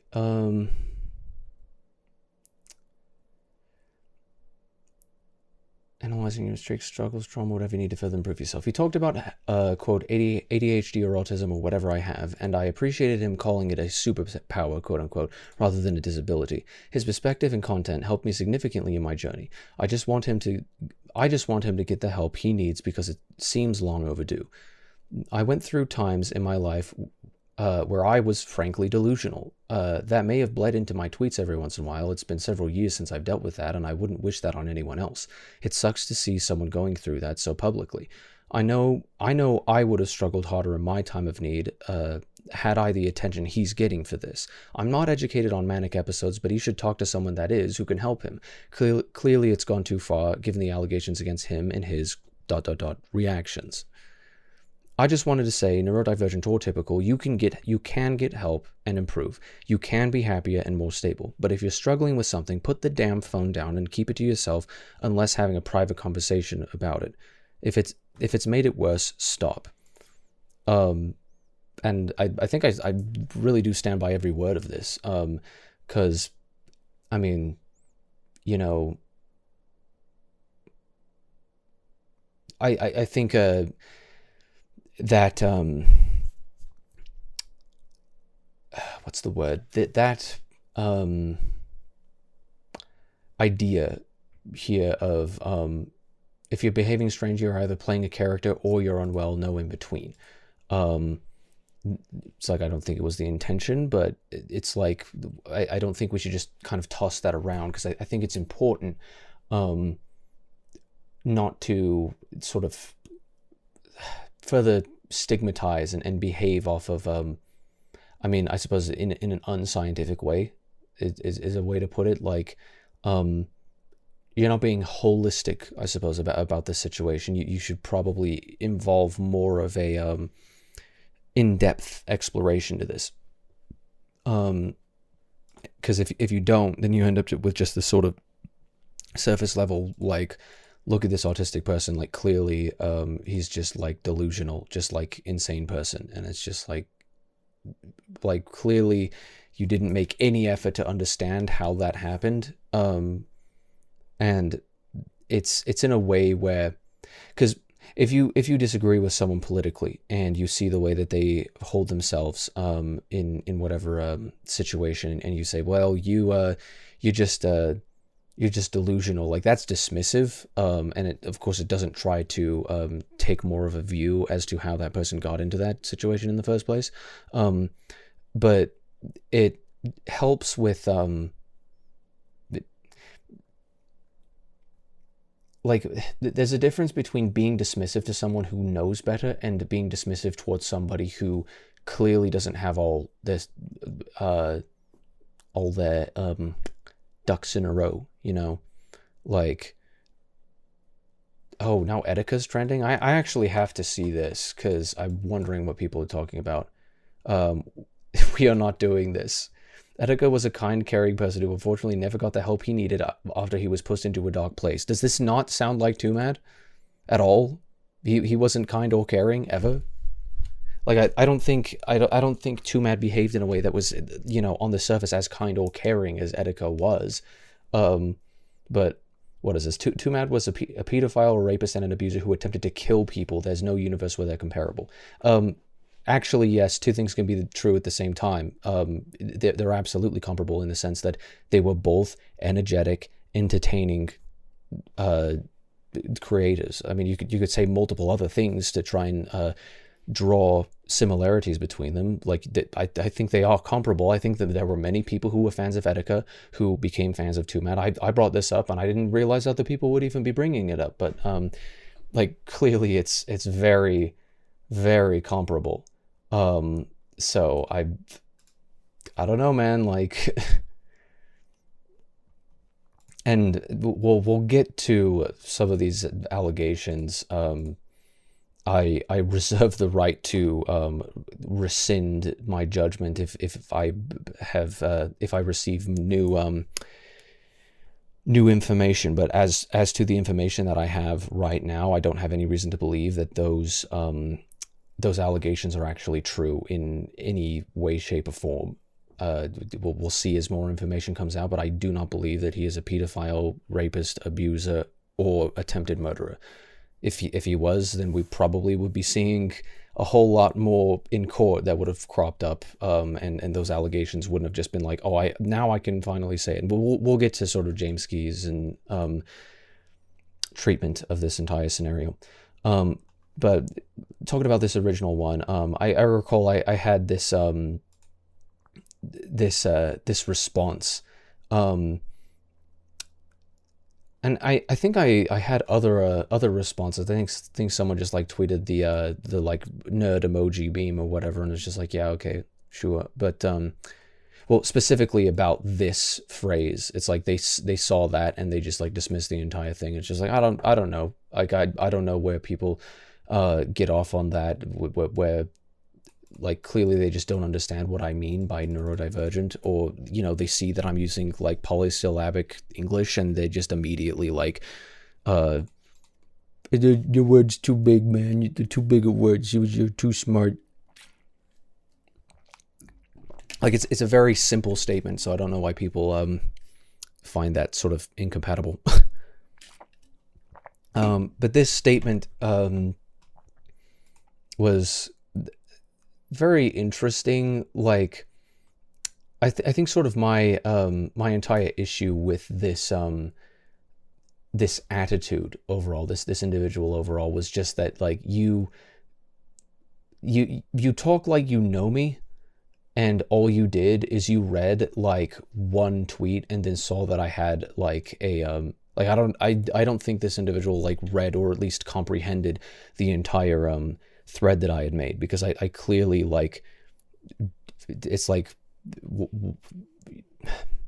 they were trying to tell me things that I already knew, and they would know that I knew those things if they had actually read what I had fucking said. So I think it's obnoxious when people behave in this sort of a way. Because he had said, you very clearly are unwell, as you don't realize nobody cares. You're strange, and everyone around you thinks you're strange. You will only get leniency from people who know about you having an improperly developed brain and are taking pity on you. Now, this, I just responded to this with this, because it's just like, yeah, you're a sociopath, and I don't have anything else to say to you. It's just like, yeah, do you want to continue like flapping your gums and talking shit about like things that you clearly don't understand, or are you gonna like be a sane and rational human and shut up? Like, it's just kind of wild, because it's just like you have an improperly developed brain, and it's like, okay, have you like looked at my brain? Like, I don't even think scientists with the imaging, you know, capabilities that we have today, like we don't understand the way that any brain works, let alone the human brain, which is like the most complicated instrument in like the entire realm of human knowledge. It's a very complicated machine, and we don't understand the way that it works.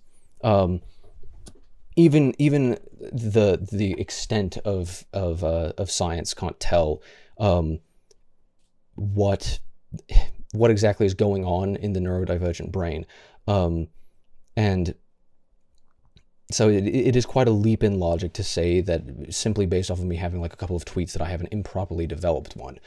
It's like, why do you think that way? Like, is it just because I said that I was autistic? Is that the entire reason? Because if you saying my brain is improperly developed is a little bit dismissive to the point of idiocy of what being neurodivergent, what being autistic actually is, and what that actually means. It's quite bizarre, in fact, that's sort of the thought process with that.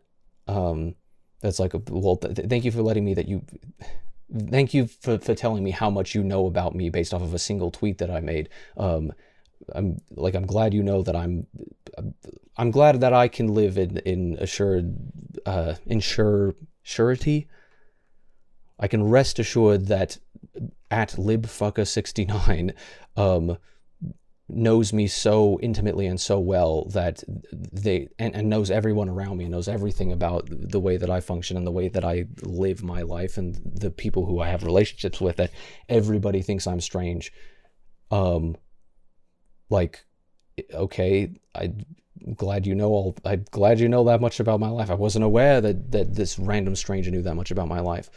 But you know, it doesn't logically follow. It's like, you know, and I suppose some people would call this ableist, where it's just like this sort of attitude that because you're neurodivergent, like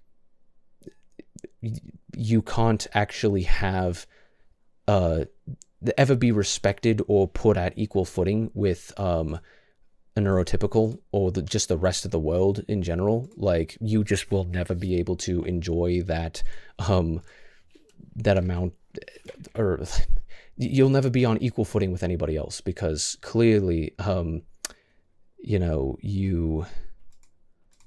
it's just people who feel bad for you humoring you. It's just like, no, I think I can tell the difference. Like I could tell the difference between people who think that like people who look up to me, or people who think I'm retarded, or people who respect me, or people who just don't respect me, people who agree with me and disagree with me, people who love me, people who couldn't give a rat's ass. Like, rat's ass. Yeah, so yeah, I speaking a little too quickly, just confused my syllables up there, but it's like you really think that you can gaslight me into thinking that the entire, like, every single person that I know who treats me well is just feeling bad for me because they know that I'm retarded.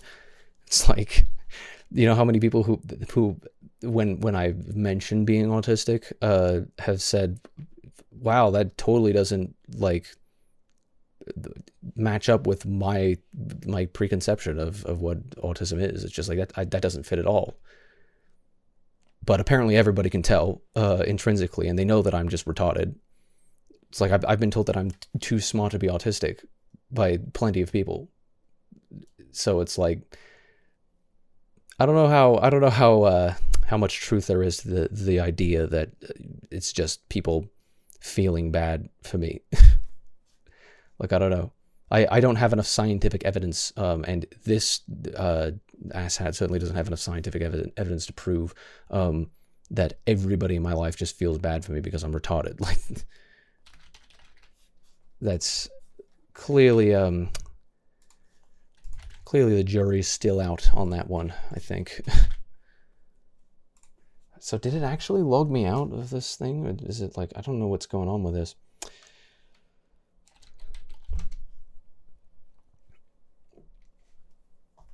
Strange. Let's see if it actually loads in. But either way, what else was this? I'm telling you the truth, whether you believe I am evil or not. I do believe that this is sort of a form of evil, where you're just trying to rationalize your treatment of another individual based off of your I mean, this way of thinking is literally telling me that I am mentally deficient, like that I'm inferior to this person and to most people. And it's like, you know, could you, I feel like this is actually, like, there's a good reason why I called this person a sociopath. Like, someone who has this attitude is completely devoid of the idea that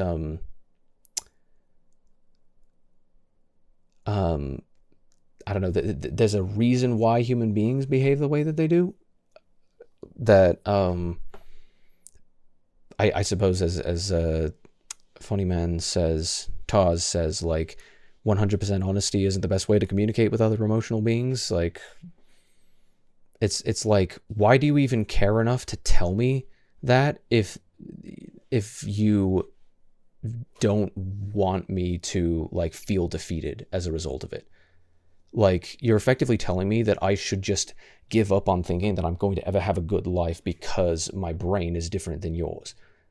Like, that seems, in the very least, extremely ignorant, but, you know, at worst, that's very, very bigoted, very, I don't know, intolerant. I don't think tolerance is inherently a like a moral virtue of some kind, because I do believe that tolerance, it entirely depends on what you are directing your tolerance towards. If you tolerate murder, then I don't think it's not good. Tolerating things in general is not inherently good, and never will be. It just entirely depends on what you are tolerating, in particular. But it's like, learn to mask it very well, or suffer the social consequences in your life you choose. And I think I said it best in my response. You think I don't know this, living with it my whole life? Did you miss the part where I said these problems, quote, can and should be mitigated? Read what I'm saying in context and use your, quote, properly developed brain before being a cunt. Like, I really can't say it, like, better than that. No, I didn't bother to read your mini essay. Then why the fuck did you reply? Like, why did you actually reply? Like, I don't get it. Like, I didn't bother to read your mini essay. How much of it did you read then? Because if you actually want to respond to the substance of what I said, you should probably read the entire thing in full context.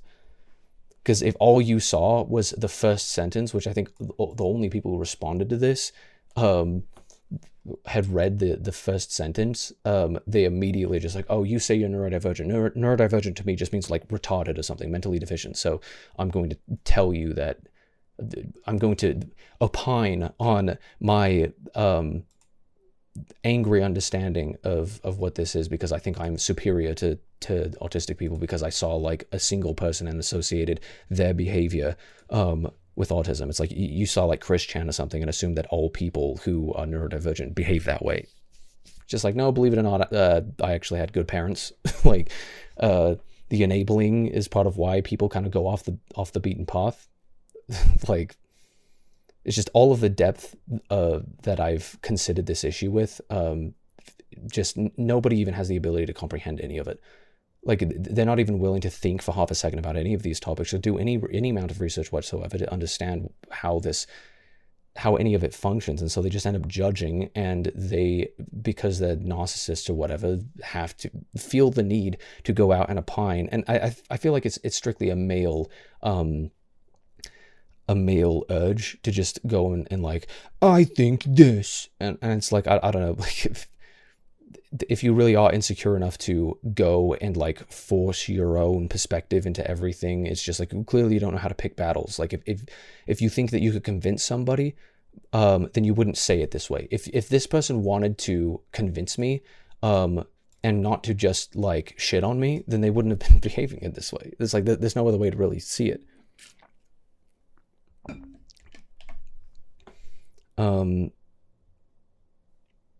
I didn't bother to read your mini essay. I don't actually care. It's just like, well, how much do you really care? Like, that is sort of the confusing part of it.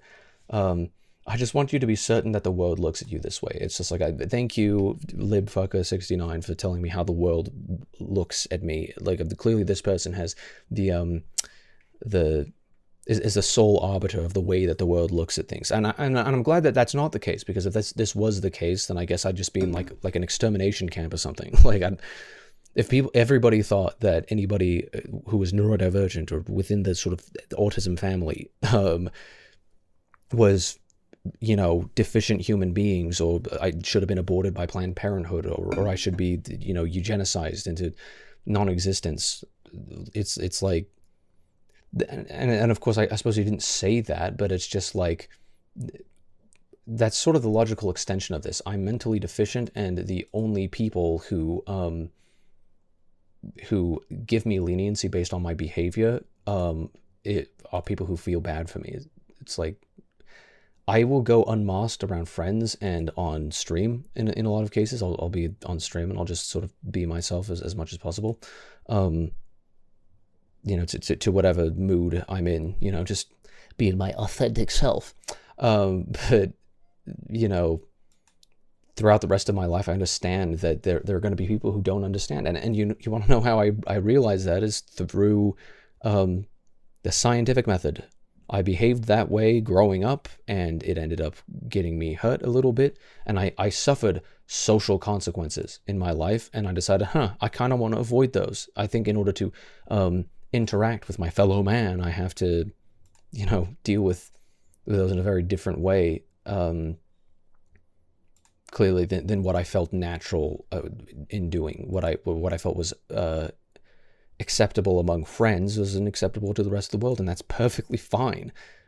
Like, masking, I think, is perfectly fine to help,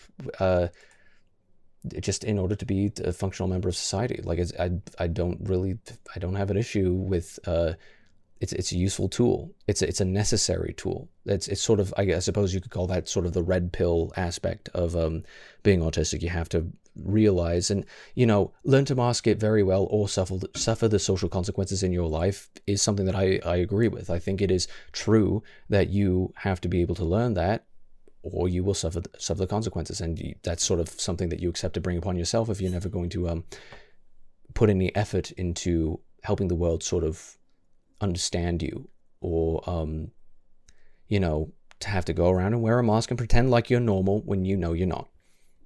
It sucks. It can be depressing sometimes. It can hurt sometimes, but it is kind of the inevitable thing. If you want to be able to interact with the rest of human society, that's the way that you have to behave. But I think also on a wider aspect, because everybody's a special little snowflake, whatever justifies your behavior to you does not justify it to everybody else. So you have to take it from an objective point of view of how will people respond when I behave this way, and am I willing to accept the consequences of people responding to my behavior when I behave this way? Because if you're not doing anything objectively wrong, then you can look and decide and make a delineation. Well, people are not going to be happy with me, but I'm not saying anything wrong. I'm just simply speaking the truth. And it doesn't matter if they're pissed at me. You can decide that, or you could do it in a more negotiative way, where you're you know, I'm going to speak the truth in a way that you know, spoonful of sugar helps the medicine go down. You got to take that red pill, but we'll take it in a way that dresses it up to make it not hurt so bad. But of course, this daunting language, I mean, it's very interesting. I said, you're wrong and the world will forget ignorant fucks like you. And then he had said, you'll find out much to your dismay that I'm not. And I find that very fascinating and sort of daunting. It's just like, if you might think I'm evil, it's just like, I wasn't thinking you were evil until you said you were evil and then interacted with me a couple more times. And then you convinced me that you were evil. Because it's like, you'll find out much to your dismay that I am the way that the world thinks. It's like, you actually sound like a bit of an insane person. I don't even know what this is. Like, is this like some kind of a troll account? Like, I don't know. But I don't know. I don't really harbor any ill will necessarily. It's just like, well, that was a very insane person, and I hope you actually like grow a brain someday. I suppose that, like, I mean, that's one way to put it, but I don't know. But I believe this was at the point where I had seen the what's the word, the screenshots and whatnot of what had happened. And, you know, obviously post the me when my hoe blocks my number. You fool! I have 70 alternative accounts! I mean, it's funny. But the trouble is that the context is pretty messed up. Heard what's happened. Sorry for you. Heard what happened. Sorry for your loss. I don't know why I couldn't read at that point. Thank you, Adrian. I genuinely I can't tell if you're being sarcastic or not, but it's like, yeah, I mean, this was someone who I did look up to, so obviously has an impact on me. Bit of an impact. The age of consent is 18. This is kind of the funny thing is to really put it into perspective, sort of what's been happening for the past like year or so, nearly a year or so, has been that Too Mad made a single joke tweet that pissed a bunch of people off, and because people had an emotional reaction to that, it suddenly decided, okay, now it's time to all pile on because people are attacking. You know the way that cancel culture, the way that the mob works. The moment that somebody starts swinging is the moment that we can all put him on the ground and then kick him while he's down, which is, you know, that's just the way that it ends up working. I'm being genuine. We had a conversation about him and I remember what he meant to you. Yeah, one, it's actually wild because he ended up being discovered dead just a couple days after we had that conversation, or a week or so, but I don't know, you know? But the way I'd responded to this tweet, people call, I've had at least one person say this is like professional Twitter stream, and it's just like, yeah, well, not exactly wrong with the way some of these last couple episodes have gone. I'd said, dude, this isn't something you want to double down on or admit with no shame. Seriously, log off for 6 months and continue therapy. Please get help. I'll help you myself, man. I don't know. Like, sort of the way that I was seeing that it's like you're seeing somebody who is just self-destructive, and it's sad to watch. Like, it's like you're kind of ruining your own like reputation / life by being online and being crazy about being online. Like, stop it. Like, this isn't like some, you know, when he was trolling the K-pop community, he didn't do anything wrong. Like, going out and saying, you Jim and Jungkook retards, or whatever he had said, like, he didn't do anything wrong when he did that. So his response, by just upping the ante and memeing more, you know, memeing it even more, is I mean, it was completely justified. It's like, this is not an issue. Like, this is something that you can double down on because you did nothing wrong. When you did something wrong, however, you can't double down. You might feel the need to joke about it because, you know, the inhibition and everything, the masking or the lack thereof, like, all of that makes it very difficult to... It's just...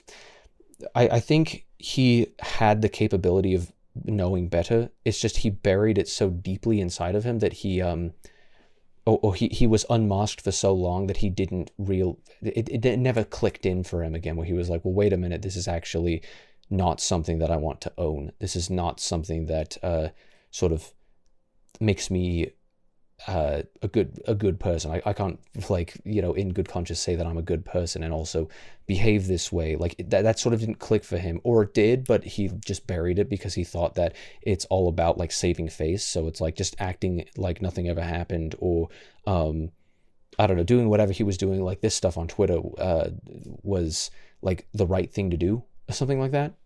And it's like, well, clearly you were very, very wrong about that. Because I believe this had especially been after the point where we ended up seeing all of these leaked DMs. And the DMs, not all of the DMs were exactly the worst part. And this is kind of why I brought up sort of the insanity plea, like the sociopathy and whatnot. the reason why I think that's relevant is that sometimes the hypological, and you see it in male autism more than you see it in female autism, but the hypological view that you see in sort of the world is, it's hypological, and it sort of forgets. It's sort of logic without emotion, without any sort of sensitivity. And you know, I think it's said, you know, truthfulness without tact is cruelty, I suppose, where it's like, you know that you're going to hurt feelings by doing this, especially if you care about that person, then you shouldn't say it this way, you know. If you want, especially as like, say, a PR person, you know, if you want to be able to like save face in view of the public, then the last thing that you should be doing is doubling down or behaving in a callous way. There we go. I think now we've got the stupid Restream chat back up. Hopefully that should be functioning properly. But it's like, this is not the way to react with it, because a lot of the DMs, like there was one DM where he said something about, I believe he was saying something about death or about corpses in a way that was like, that's kind of creepy, you know, type of a deal. But you can understand how somebody kind of edges into that sort of mental space, especially when you know the way that autism works, where that sort of hyper logic ends up zoning in. Like, you can do nothing wrong and simply be stating matters of fact, but if the way that you say them is in a way that you know, it sort of indicates to people that causes them to assume that you don't actually understand the emotional weight of those incidents, then it can become very easy to get some backlash, or to have, you know, sort of judgment, or like, you know, side eyes sort of given coming your way, you know. It's really easy to I think forget, if you are going in just like hyperlogic mode, that there are I don't know, that you should be considering other people's feelings, and that they probably aren't entirely comfortable with those topics and whatnot. I mean, I've had conversations like this before where I'm ending up talking about this, and I'm asked like, this just like doesn't make me comfortable, or you know, this is just sort of an uncomfortable topic for me. Why are you so interested in it? And I'm just like, I just don't. It just doesn't really compute to me. It's like it's like, well, I understand that it's like an uncomfortable topic, but the reason why I'm interested in it is because it's an important thing to discuss. You know, sort of the scene from Ratatouille. Take a long, hard look. Changes nature, Dad. What, you know, that scene. It's like, this is sort of the dose of reality, I suppose. And I think autism is kind of indicative of the humans' tendency to find difficulty in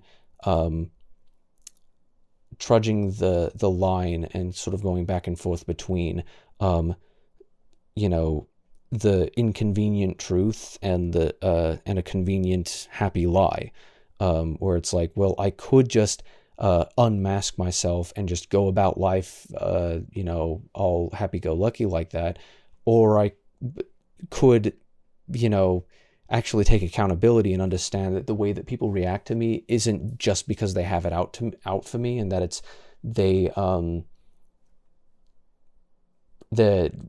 going. They don't understand the way that I work, and I have to put it into terms that will help them to understand. I have to behave around them in a way that they will find acceptable. But the moment that you get to know someone well enough, you can kind of open up a little bit more. If you can be completely unmasked on, you know, stream, for example, you can be incredibly entertaining while doing it. But there's a certain level of inability to be mature when you're sort of completely unmasked, where it's like you kind of revert back into a child in many senses, where a lot of that maturity kind of goes away for a little while, gets kind of boxed up. I think Too Mad existed in that state sort of constantly. And that's why you see this sort of behavior. Now, understanding why it happened will never justify it.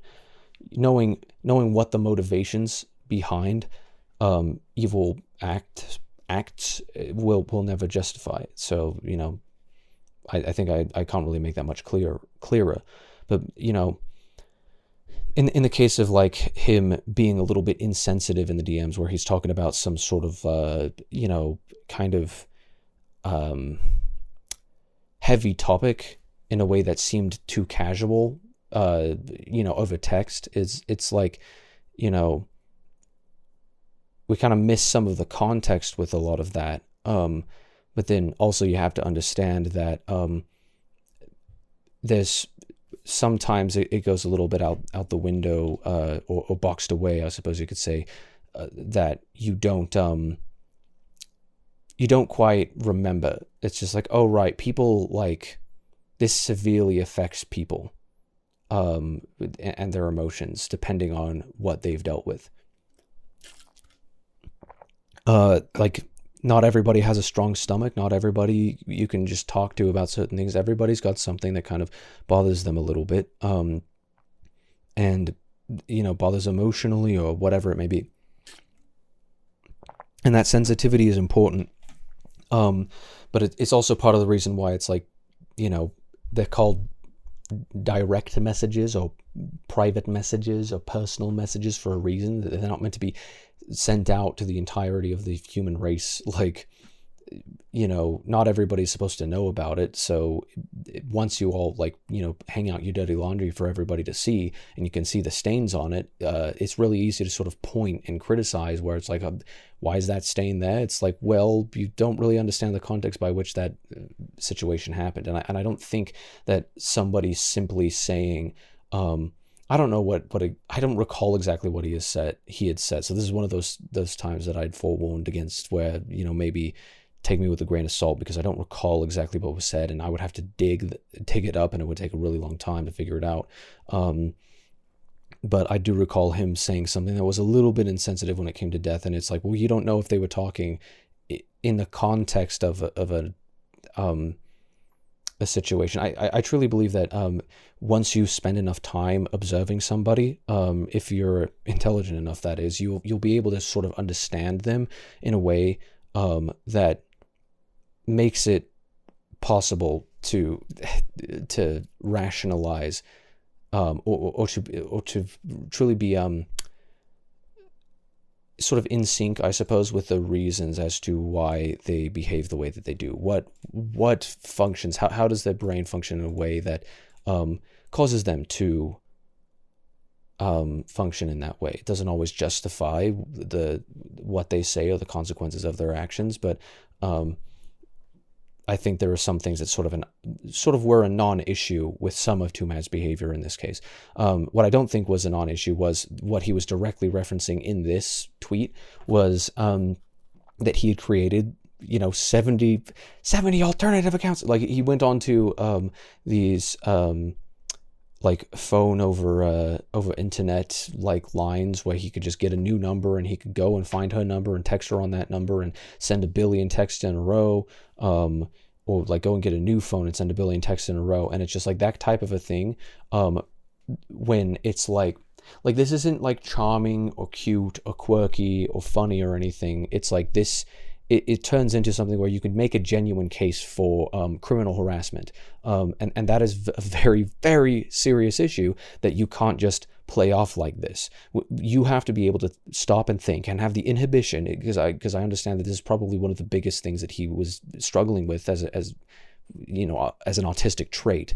You have to be able to have the inhibition to stop yourself for a moment and think, what are people going to think of this? Am I actually doing the right thing? How is she going to feel, even in the moment? If he had the presence of mind to say, how is she going to feel when I send her these things? He would have clearly like never done any of what he did.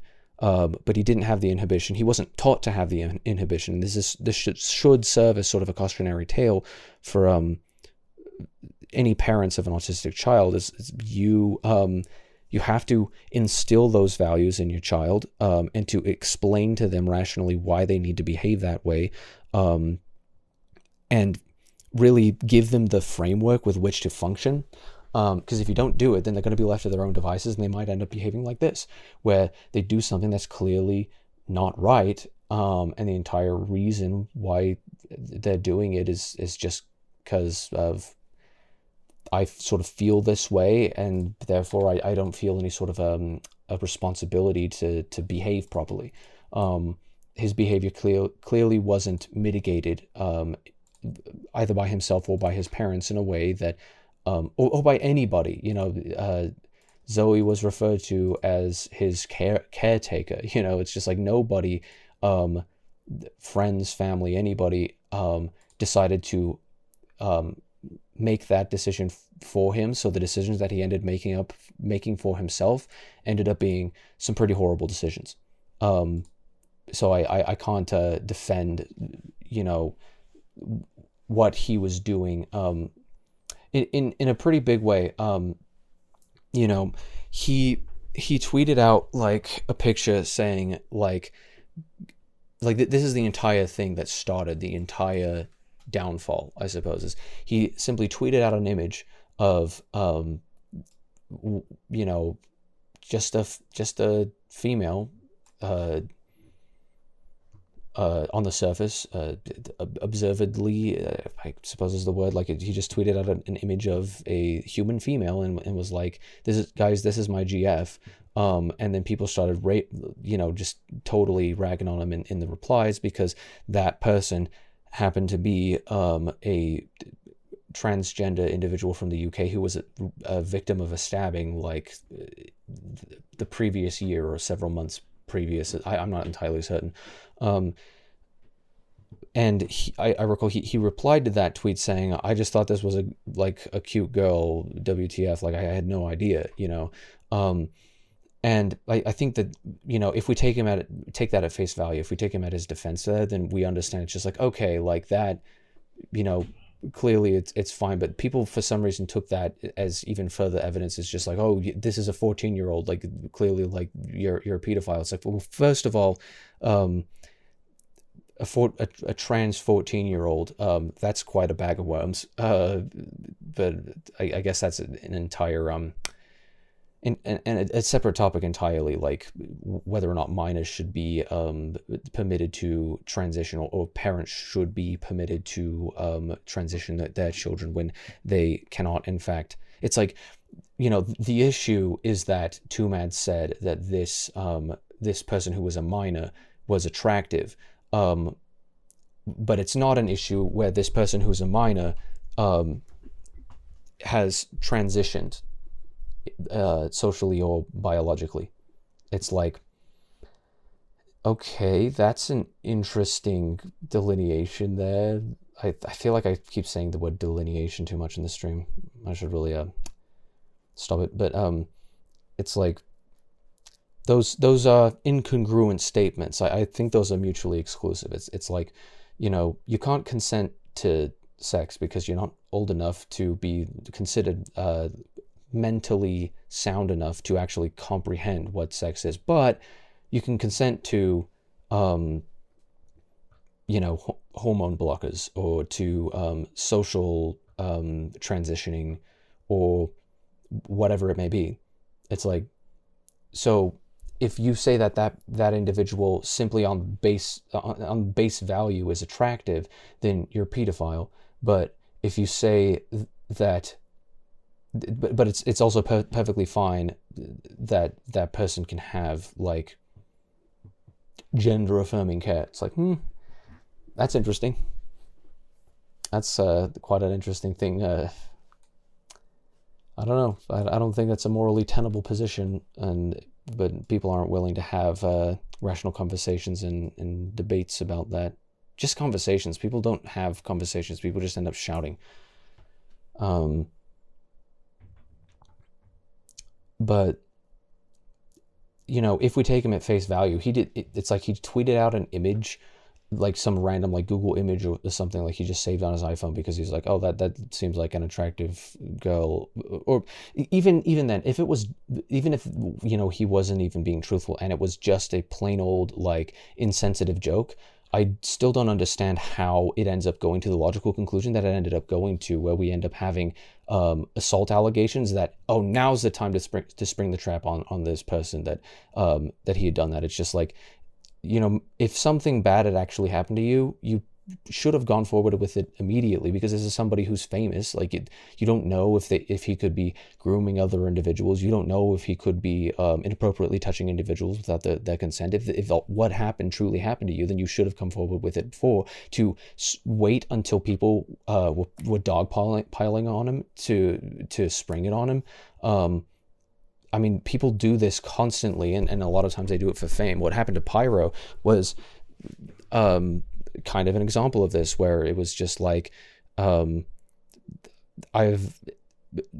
were people who straight up created completely fake conversations. Someone like completely fabricated, to all intents and purposes, they fabricated you know, a Skype profile for Pyrocynical, and made up an entire conversation based off of him claiming that, you know, he and I were on Skype together, and it was like 2015 or something, and he was like, or 2018 or whatever the hell it was, and he was like, you know, having sexually explicit conversations with me in the Skype DMs. And it's just like, you just like made up this shit for no reason whatsoever, just because you knew people were already dogpiling on somebody. I think that takes a pretty insane degree of moral cowardice, and that cowardice is, you know, it's a vice. It ends up being a form of evil, where because people are going to be more inclined to believe me because they already are have biases against this individual. Now is when I'm going to actually release my allegations, or make up allegations, or just because I knew this person and he offended me in this way, now I'm going to you know, kind of exaggerate the truth. And I'm not claiming that she exaggerated. I don't have all of the knowledge in the universe to be able to actually tell what happened in the situation. I just don't think that there should be any delay. If somebody did something wrong, and if you can prove that they did something wrong, then you should be able to just go and take it public if it's worthy of taking public at all. Because it wasn't like his behavior had increased. It was just that his behavior had shown itself in a way on Twitter that got people mad at him. And because everybody else was mad at him, now it was safe. So people are going to side with me, because now most people think that he's like deranged and insane or something. It's cowardly, and it's really just wrong, frankly. Like, you could have saved other people by coming forward, and you didn't. So if you're telling the truth, sorry, probably shouldn't be fiddling with this rubbish. If what you are saying is true, then what you did is you deliberately withheld information until you knew that it was time for people to it was around a time when people would not give you as significant of backlash, because now most people kind of can see that he has a controversy already. And it was kind of like controversy on top of controversy, but like people take it to such hyperbolic degrees now that when, like, he didn't do anything with anybody who was under 18 to my knowledge. Like, I've looked into his situation with tweeting out a picture of a trans girl. He didn't do anything with her, and you know, he was with the way that he was talking about it, I genuinely don't think that he knew who the individual was at all, and he didn't put in any amount of research into understanding that, you know, you probably shouldn't say that you find this individual attractive because this individual is a minor, you know. there was an interesting tweet, and I don't know who exactly said it, but somebody had said something along the lines of like, pedophiles are attracted to children, not like the image of children, I suppose, is the way that they put it. And I found that to be an interesting topic, but of course people like just kind of freak out about it because nothing can be interacted with logic primarily. It has to. This is part of it's probably my biggest frustration with the human race overall, is that was so you people. There was such a lack of emotional control that your emotions dictate the way that your logic and your behavior should go. And if that's the way that you behave, then you have genuinely no grievance with anybody ever, because if it's okay for you to behave to every single situation irrationally and emotionally, and the consequences thereof don't matter because you just did exactly, you were being your true authentic self, and it just, that's what you felt like was the right thing to do in the moment because you were, it's like, no, that's a morally bankrupt position, and you have no leg to stand on criticizing anybody else if that's the way that you behave.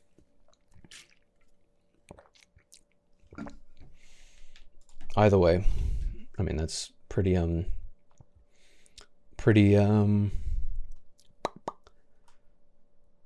intense, I suppose. But I mean, it is kind of fascinating. Why am I getting Scientology? I wonder. Replies being hidden is kind of funny. But I don't know. I don't know what this means. We put a smile on every child's face. We'll do it again. Never been done before. What are you waiting for? Schizo post. Touch me. I'm 15. Felon Musk. That's clever. Mentally infallible, magical, flying black guy. I'm like a tank steel 1911 every angle 1 mag 6 schizo lobster 2811 2 young rap 3D generated probably 911 would do it again. S apprentice sleep gang cute mentally infallible hidden genius wait for next vid or just a silly video cringe drug fueled fried YouTuber. Oh, see that final line is interesting because I don't know if I haven't been like scouring headlines or anything to know if people have been talking to a significant degree about how he was addicted to ketamine or whatever, but I wonder if that is sort of part of what people have looked into now and sort of been like, yeah, he's just a drug addicted YouTuber. I apologize for reading out all of this nonsense, but you can see with a lot of the things that he's saying, it's just like you shouldn't. You really, if you want to have a good reputation, you can't be owning some of these things. Like, did he create this meme? What is this? Oh, this was posted today. Oh, fuck off. Like, this is really shitty. Like, Hitler dead. He's not Hitler. It's not even close to similar to Hitler. That's the real, like, inaccurate comparison that we shouldn't be making. Like, come on. But either way, like, you really ought not to, people saying Attica situation all over again. No way, this is bro's last pinned tweet. Yeah. Even Space Cowboy and someone, posted as one of his favorite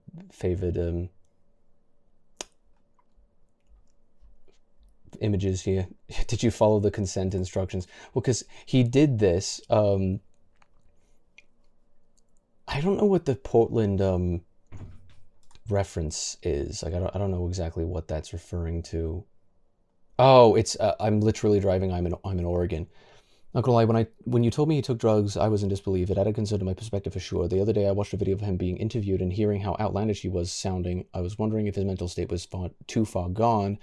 Manic levels of delusion that he covers with just for the bit, adding drugs to the picture could easily and immensely impact his mind. I don't know if he tried to say that it was for the bit. Like, I don't know. Like, is that something that he ever claimed? Because, like, it clearly wasn't true. Like, I don't know. It was wild, but I think that's a pretty accurate assessment of what happened. Um, I believe he was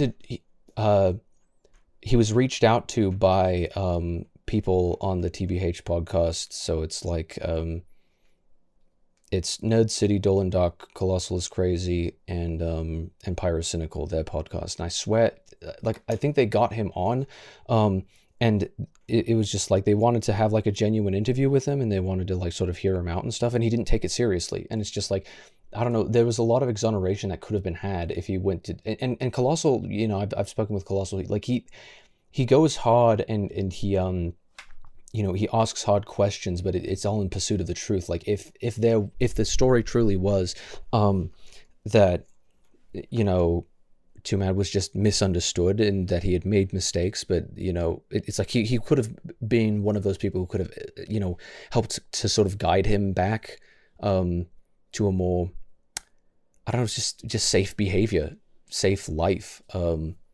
In the interview I saw, he would say some outlandish thing and say, but yeah, that's based, right? Yeah. No, but that's the issue. Like, what do you think he learned that? He probably learned that from all the people enabling him on the internet.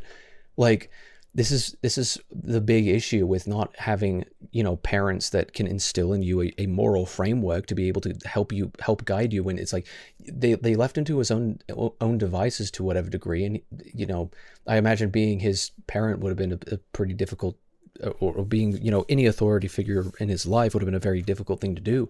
But it really is quite tragic to see that this is the way that things went. There was nobody who stopped along the way, because I was concerned like a long time ago. I think Colossal was concerned. There were people who wanted to actually see an improvement to be had, you know, a better exploration of the subject, and he just didn't take it seriously. He sort of, you know, kept getting hopped up on the blue pill of you know, we're not going to be honest about the situation, I suppose. He's not going to actually like take any accountability, or he's just not going to be mature about it or serious about it ever. It's just going to be him just completely unmasked, and when he's unmasked, like, you have to behave in a childish way in order to cope with difficulties, I suppose.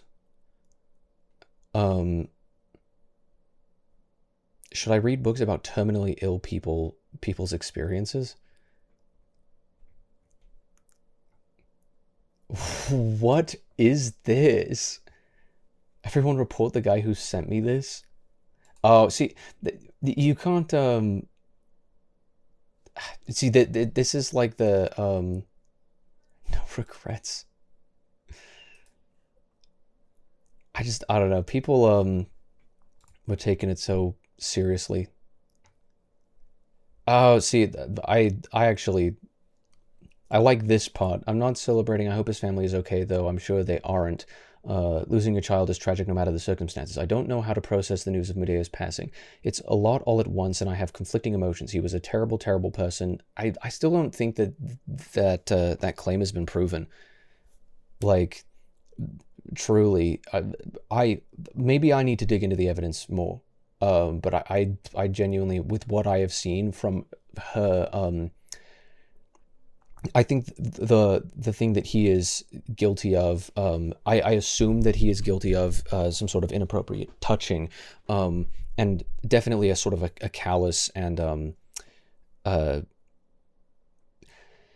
selfish attitude in the way that he behaved with this individual. But like, I haven't seen like attempted murder on the table like that just popped out, just popped up out of nowhere. I haven't seen pedophilia or grooming or anything. I haven't seen any evidence to support that. All I've seen is that the way that he behaved with this individual. I think, you know, there's an excellent case to be made about what is the word,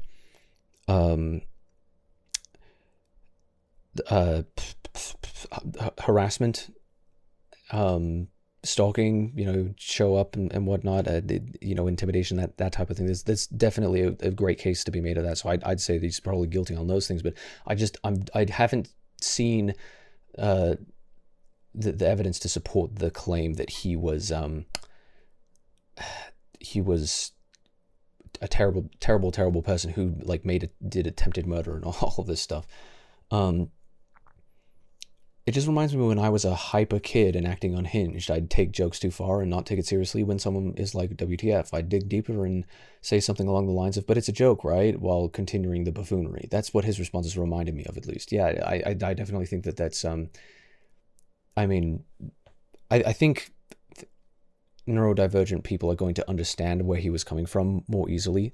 Because all you have to do is watch his behavior and then recognize the patterns. And you know, you don't even have to be neurodivergent in order to recognize those patterns. All you have to do is just be familiar with how the behavior functions and whatnot. Stupid Stream is lagging on Twitch. Are you on YouTube? I'll watch later. Gotta go back to work anyway. Stupid Twitch. I don't know what's going on because I haven't done any.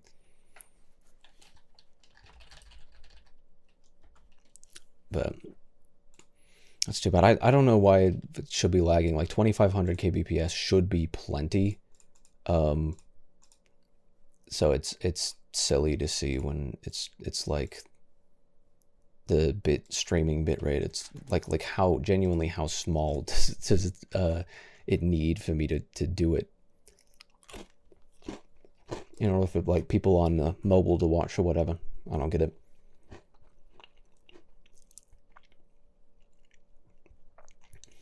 He was a terrible, terrible person, and people tried to help teach him how to properly dose his drugs because they knew he would do it anyway, but he would do the opposite to get a reaction from them. He took it too far before, and he took it too far this time. I don't feel relieved because I don't know what's happening, what happens from here. I'm nervous about the internet's impending reaction, and I already see that it is trending on Twitter. I'm not happy he's dead. I'm not sad. I am shocked, and I can't feel anything but dread. I feel terrible for his family. I mean, that's about as good a response as you can have. It's kind of funny that she looks a lot like Belle Delphine. Unless that is literally a picture of Belle Delphine that she just uses to represent herself. No proof. These are just Twitter screenshots. These are literally just Twitter screenshots. Like, where it's like no proof. Okay, this is a lot, but yeah, I witnessed firsthand. Okay, so firsthand witness is not proof. Like, legally speaking, first-hand witnesses can be used as powerful evidence in the right situation, but it's not like proof in the sense that beyond a shadow of a doubt, like just one person saying something. If you have multiple people, and if you have circumstances that put them in that situation, and if you can verify that those people didn't make anything up or anything, then you can you have to be able to make a good what's the word? Come on, my brain. You have to be able to draw your own conclusion on that. I witnessed firsthand Tumad's threats on James's life during Twitch. Oh yeah, Jameski. He couldn't even go home because he knew his address and was en route to Vegas after threats. He had to use our hotel room to hide out while waiting for law enforcement. Did they really believe him?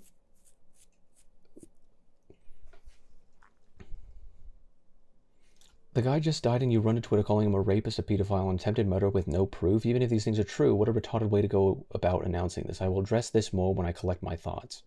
Yeah, I kind of agree with that. It's like no proof. Well, what he's saying is that there's no proof in here. These are all just claims. The burden of proof is on the person making all the claims, and he did not link any claims to this original tweet. But Thaf9 can back this up too. He was scared for his life at the partner lounge during TwitchCon Vegas and talked to security at the event because of threats made towards him. Were they veritable threats? Do we have like proof of what was actually said? Do we have testimony of what was said? Because I just want to be able to look more into it. I know who that 13-year-old kid is. He used to post a picture of her on his Instagram. Hospital outfit. Oh, like it's saying Tumad360. Wait, used to. Is this actually on Instagram.com/Tumad360? Like, is this actually still on his Instagram? Can we see this here? Like, I need to know. come on.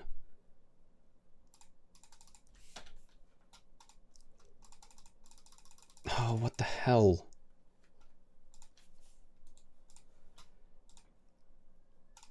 No, don't do that. Switch. What in the shit?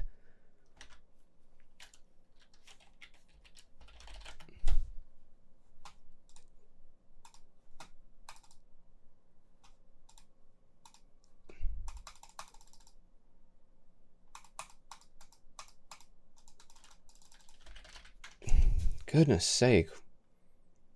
Sometimes these websites, these services are so ridiculous when you have like an auto-filled password. It's like all I wanted to do was to like log into the proper account, and then it was just like, no, you're not allowed. It's like, stop being ridiculous. Come on.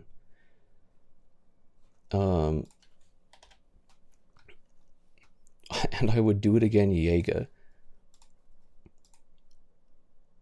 Oh, because that was the old tweet. It was pinned. I genuinely wonder what Bell has to say about the experience of, like, meeting him in person and taking all these images. I've kind of forgot that those were, like, pretty... This was 12 weeks ago? It's crazy how people want boycott 2Mad so badly. Poor guys probably have no lives or jobs. Is that, like...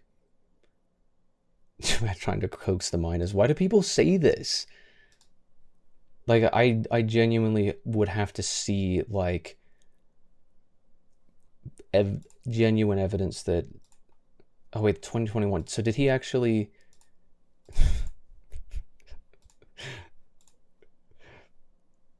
You touched a kid, not an adult? Did he? Like... I don't want to just go out and, like, be ignorant, but it's just like, did he? If I looked at all the evidence, you're 100% innocent. I'm going to suck the soul out of you once I'm off work. What in the world is this? I'm just staying followed to study your manic-ass behavior because it's genuinely baffling. I mean, I can kind of understand that concept.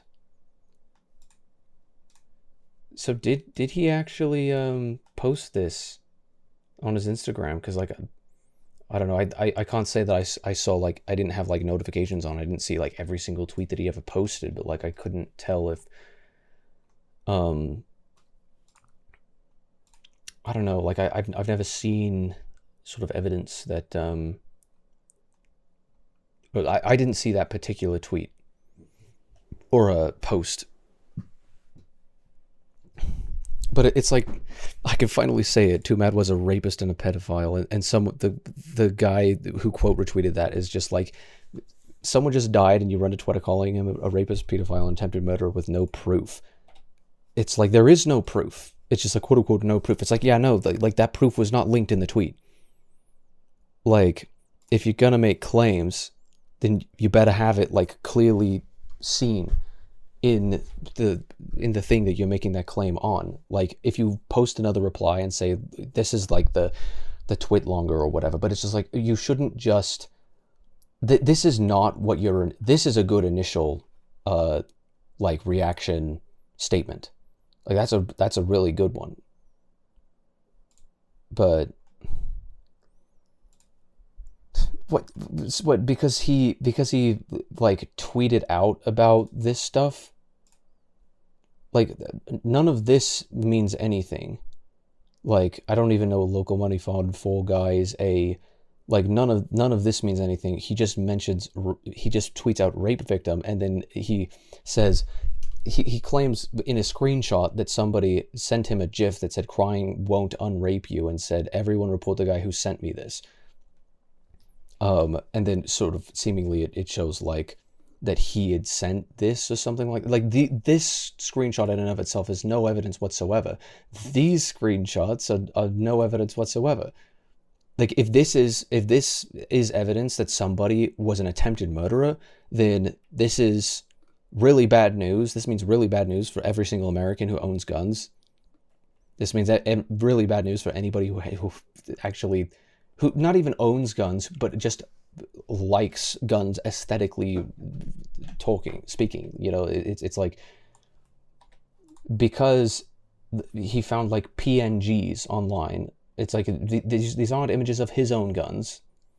I highly doubt. Like they just look like stuff that you could look up online. He just looked up like Colt M16A2 Model 723 carbine, like old boxes or whatever that have like. This is not evidence whatsoever that somebody tried to kill somebody ever.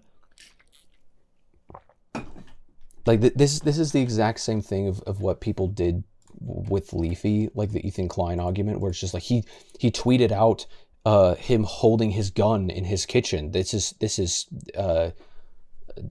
sickening, deranged, terrifying. I don't even remember what negative word he said, but like he was freaking out because he showed. It's like he showed to the internet that he owns a gun, and he would say, like, what do you think of my new airsoft? Or like something like that.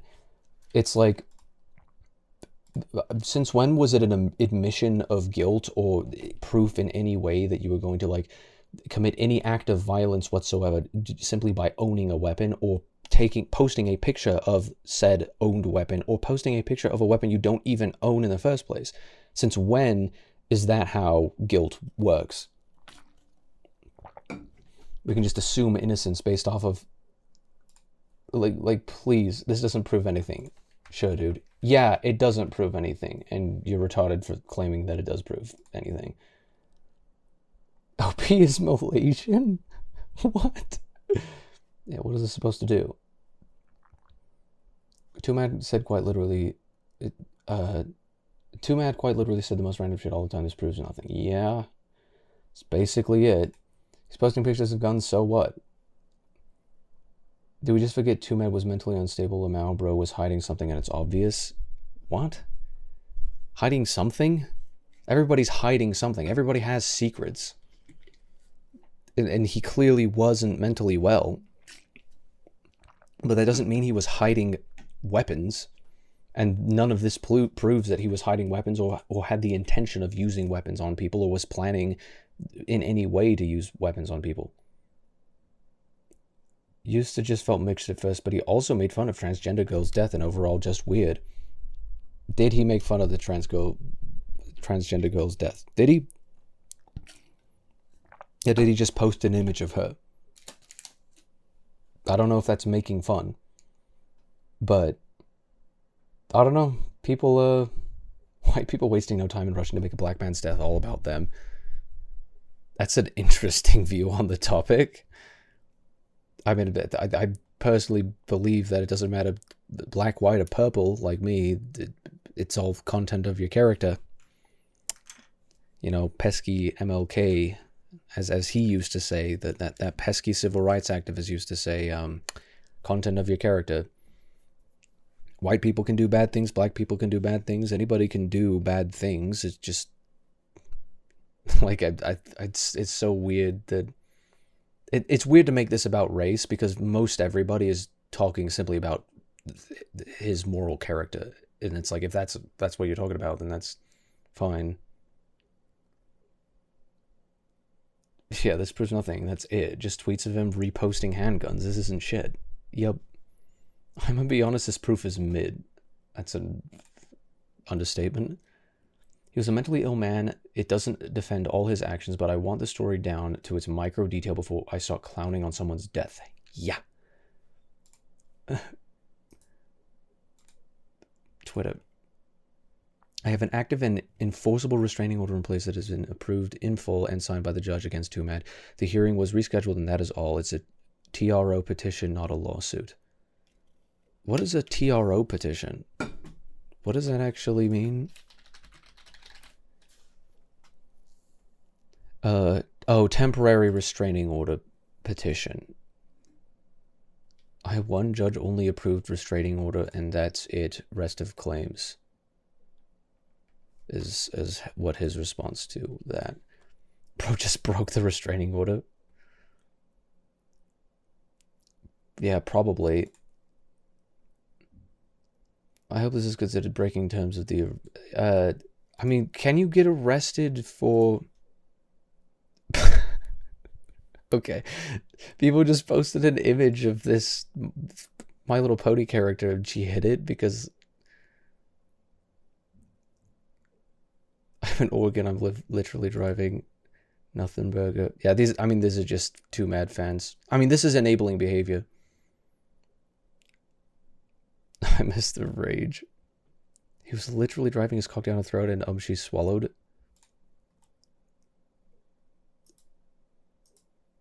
That's some pretty vile shit. If what she's saying is true, that's a pretty vile shit. Like you can say all you want that she's exaggerating or that it's like, I don't know, until there's enough proof to substantiate her claims, then you can say till you're blue in the face that she's lying, but to sort of acknowledge it in that sense where it becomes like a, yeah, that's definitely nasty. Can confirm that the restraining order is real and that James has been working diligently to help the victims. For those of you following this situation, don't be fooled by what other malicious parties would like you to believe. I mean, that's just not an intellectually honest thing to say. You know, don't be fooled on what the other malicious people would like you to believe. The other people who disagree with our narrative about the situation are just malicious people. It's like, that sounds a little malicious yourself, doesn't it? Don't you want all of the proof to be out there so that people can draw their own conclusions on the topic? And I don't want this to be like an OJ case where it's just, you know, people make it about race and then suddenly it's just black man did, you know, black man can do no wrong and he should never serve any consequences, never serve jail time. He just can't have any consequences because he's black. It's like, I don't want that to happen. But I do want a more nuanced discussion than just anybody who disagrees with me is a malicious actor. I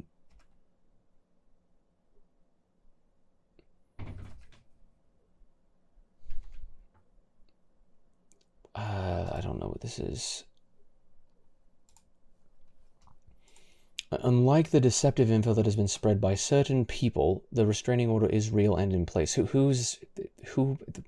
Just name them. Name the deceptive info. Name the certain people, so that people can look into it and see if it actually holds water or if it's actually nothing burger. You know, like if you actually care about the facts, then why don't you just name who the bad actors are, and put it out there and explain why they're wrong.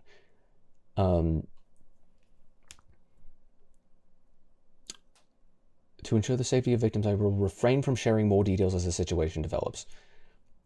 I don't understand why he's suddenly like everybody's lawyer for this, and this is why I had my response to it, which I suppose I should probably be getting to before I end up going for like an additional 3 hours or something. The order that prohibits an individual from being in proximity of certain places exists for a reason. Stay safe. So he's saying don't interact with Too Mad. Oh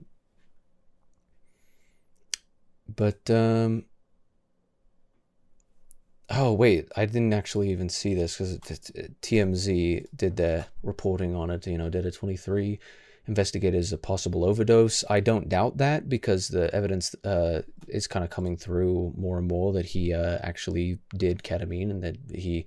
At least the claim has been made from Goldie that he was doing so recklessly, and you know, probably part of his behavior you can consider another pitfall, another autistic trait would be what's it called, pathological demand avoidance, or what's the other one, ODD, oppositional defiance disorder, where just because people say to him, you know, you really need to make sure that you take these drugs safely and seriously, and he's just like, I'm going to do it incorrectly on purpose, even though he knows that it's incorrect. It's just like, you're going to kill yourself, dude. Like, you are genuinely going to kill yourself. Like, you can't keep doing it that way. I don't know. It does kind of seem like his inability to mitigate his autism is a big part of why he has ended up in the situation that he's in. An eerie fact about one of the lost things Matt appears to have been doing before he passed. According to his Discord page, he was playing Overwatch and seems to not have changed his active status for nearly a week. Playing Overwatch 2 for 6 days. I wonder if he genuinely had the game going and then like shot up and then just went. I'm actually going to check real quick because I wasn't even thinking about this because I have an archive of many videos, and I ended up archiving one of his final lives. And this one appears to be on the 8th. 1, 2, 3, 4, 5, 6. Oh, shit. Yeah. I wonder if anybody else looked into this. He last streamed on the 8th. He was streaming Overwatch 2. Oh, yeah, I should probably pull that up as evidence of this, because I actually have, I have the video downloaded. I don't recall exactly what that is, but that might be enough, because I don't want to show off like my hard drive or anything in particular, but this, as you can see, it says 2024-02-08. Today's the 14th. He's been playing for 6 days. The 8th was 6 days ago. He left the stream, he turned off the stream and overdosed. Like that's probably what happened. You know, maybe he was playing for a little longer, or he was doing other things for a little bit longer, but I mean, 6 days, it would actually be a significant level of decomposition, and that's horrible. Toeman was an avid gamer on the platform. In the wake of his death, people quickly noticed it's still showing up as playing the game. Even now, it pops up as him still playing. Is that actually true?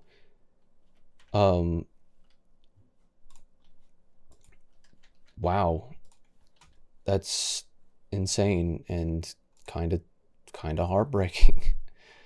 I wonder what's happening in the 2-man server. Where is it? Is this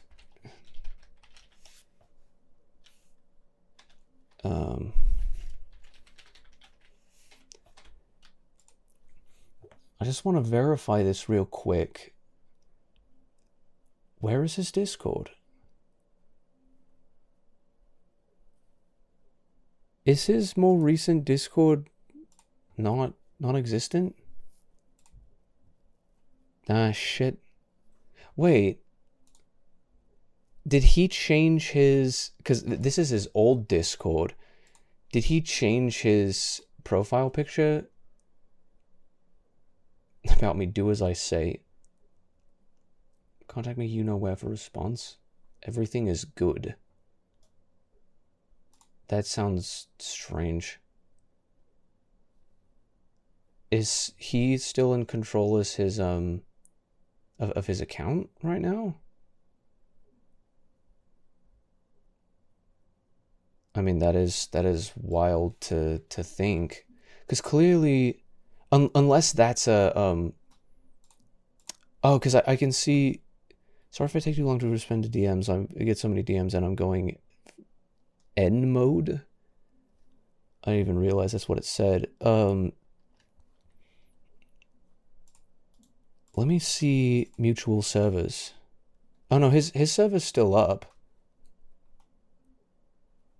People are talking, or at least chatting, in here. Oh, okay. It's his server profile on his other server. So he's like right here. Yeah, someone just clicked on this one, so that's how you see it there. So I'm like, I was confused because I'm like, did he change his profile picture? It's just a server profile picture. It's interesting. That's kind of horrid to think that they discovered him dead, but his computer's currently still running. like, it's still running and it's still on Overwatch, and Discord's open. Like, it hasn't been touched since he died.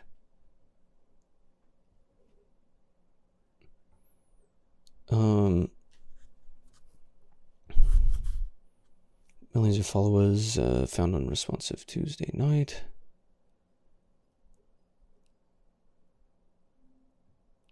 There was drug paraphernalia found at the scene, and at this point was told this is being investigated as a possible overdose. No foul play is suspected in the death.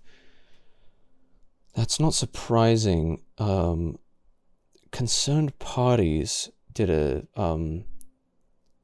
missed appointments. I wonder if it was his, like, therapist, alleged therapist.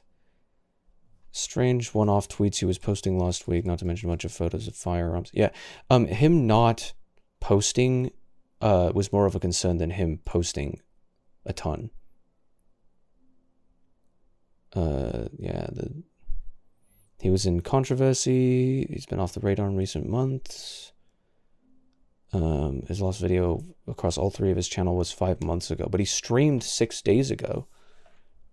He streamed probably the day he died. I wonder if this is anything that anybody else is acknowledging out there. He streamed the day that he died. At least it seems like it. That, or he just shut off the stream and then went and dicked around for 6 days. But I don't think he would have, like, clearly he wouldn't have gone without his phone, or like without tweeting, or without doing other things for that entire amount of time. He missed appointments. Like, he's probably just been sitting there the entire time. Anyhow, I think it's about time that I get to this one. I think I've kind of responded to a fair amount of this. I can finally say Tumed was a rapist and a pedophile. Over the past few years, he tried to murder me multiple times for helping the police and detectives in multiple states to investigate a lot of the horrible things he's done. I don't understand how it escalates to this point, because I don't understand how what he did already involved the police and then he threatened to kill him. Like, what did he do that involved the police and the police in trying to investigate the things that he did? That then he was just like, okay, now I'm going to kill you. It's like, because to my understanding, the way that they met, and I discussed this in my initial response tweet to this tweet, is that they were trying to enter into some sort of a share home situation, and it kind of blew up in their faces, as many of these, creator homes situations often do. And Jameski since then seemingly had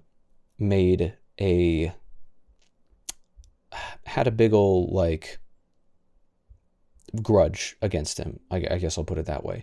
And maybe that's justified. I just don't have enough evidence, and this is not the way to go about presenting evidence for something like this. This is a very stupid way to go about this. He wanted to take out multiple innocent lives by getting behind a wheel and going head-on freeway while being high on illegal drugs. He didn't succeed once as he overdosed before killing anybody, so he tried it again. I don't know. See, saying that he wanted to take out multiple innocent lives, like, I don't think anybody takes illicit drugs because they want to kill other people and by making them unsafe on the freeway. I think they take illicit drugs and then they don't give a shit and they end up going out and endangering other people. I don't think it's a direct, like, and I don't think it's very provable. You can't really prove, first degree murder, but like for something like this, it's like, can you really genuinely prove that he was like, I'm going to shoot up and then I'm going to go on the freeway and I'm going to be super... It's like, when he was completely in his own conscience of mind, can you prove that he wanted to kill people by doing that? Or was he just taking the drugs and not caring what the consequences were before and thinking about what those consequences would be? Because if you thought about the consequences, you clearly would never have overdosed.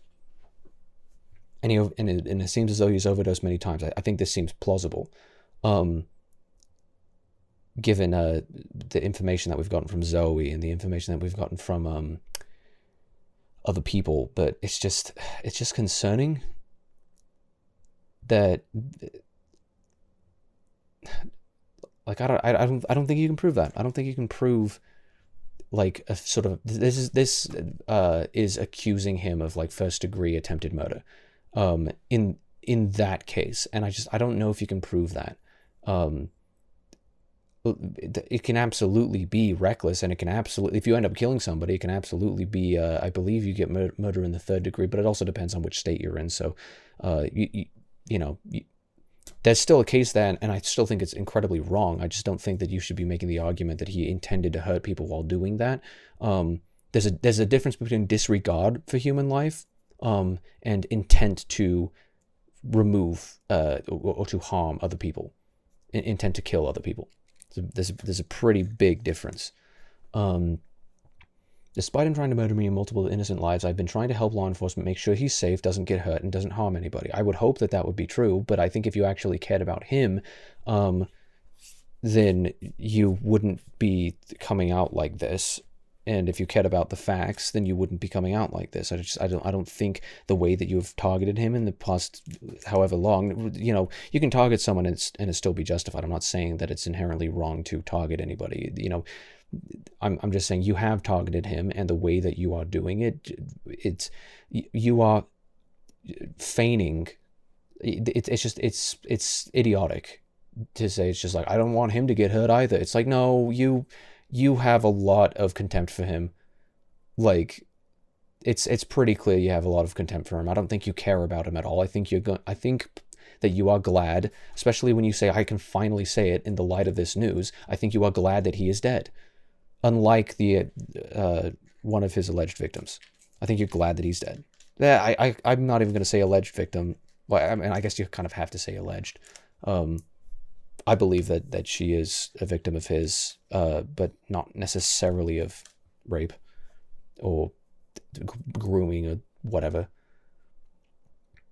I think, as I say, the harassment case is very strong, and that it's wrong either way. I think people are exaggerating a little bit, and if I want to believe that they're not exaggerating, then I need to be able to get to that conclusion myself with all of the facts being available.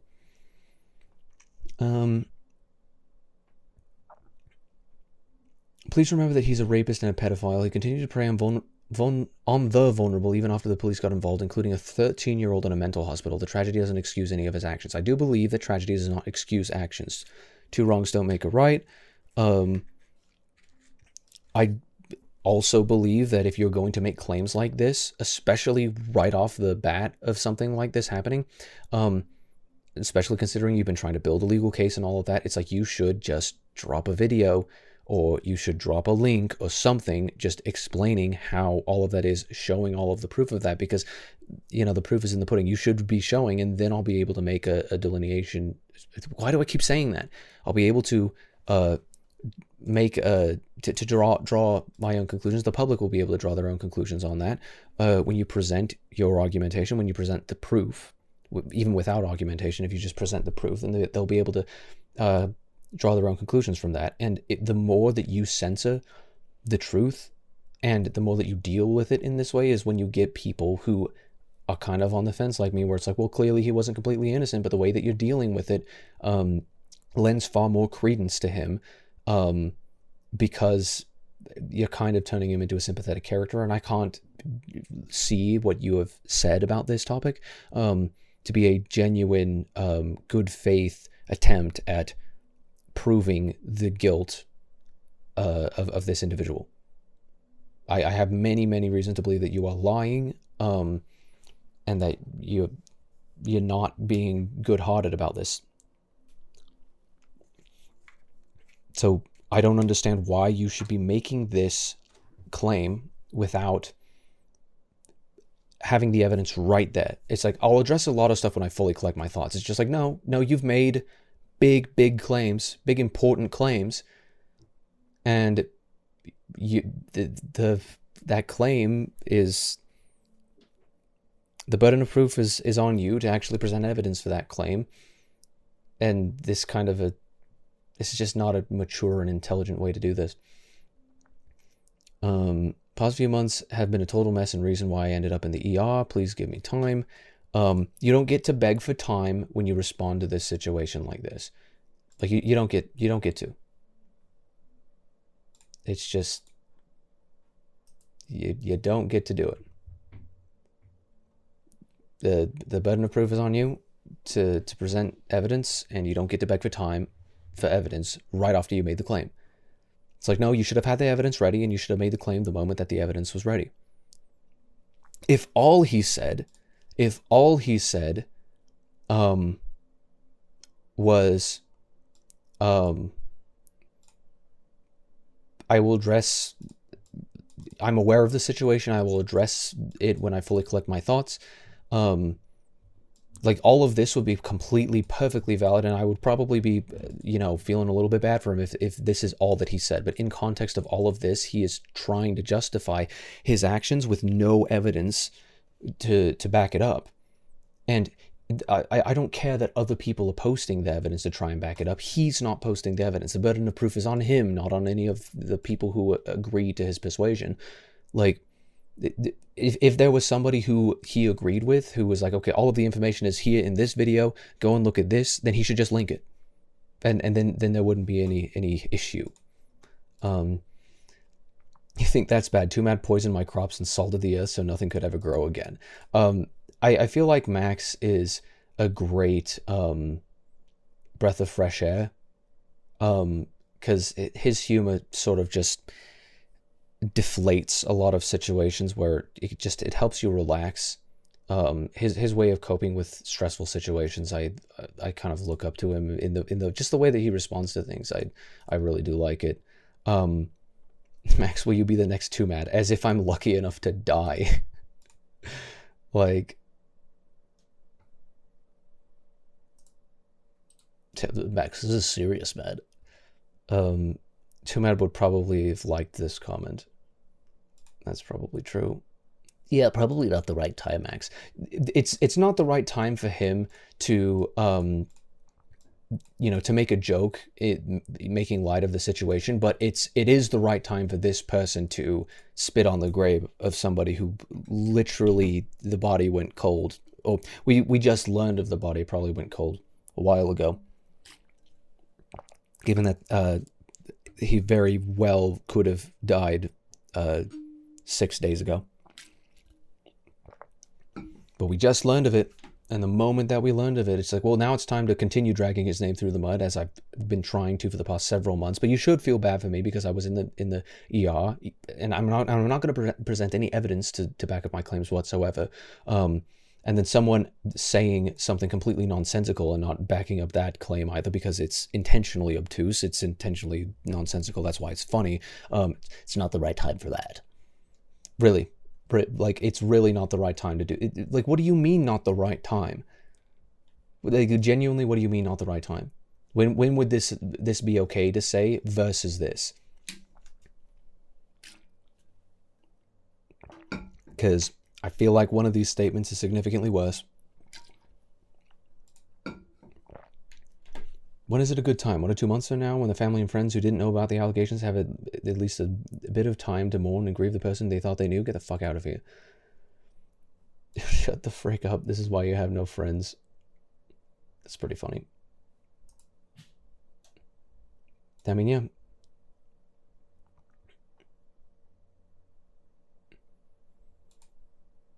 Like, when is the right time? When is the right time?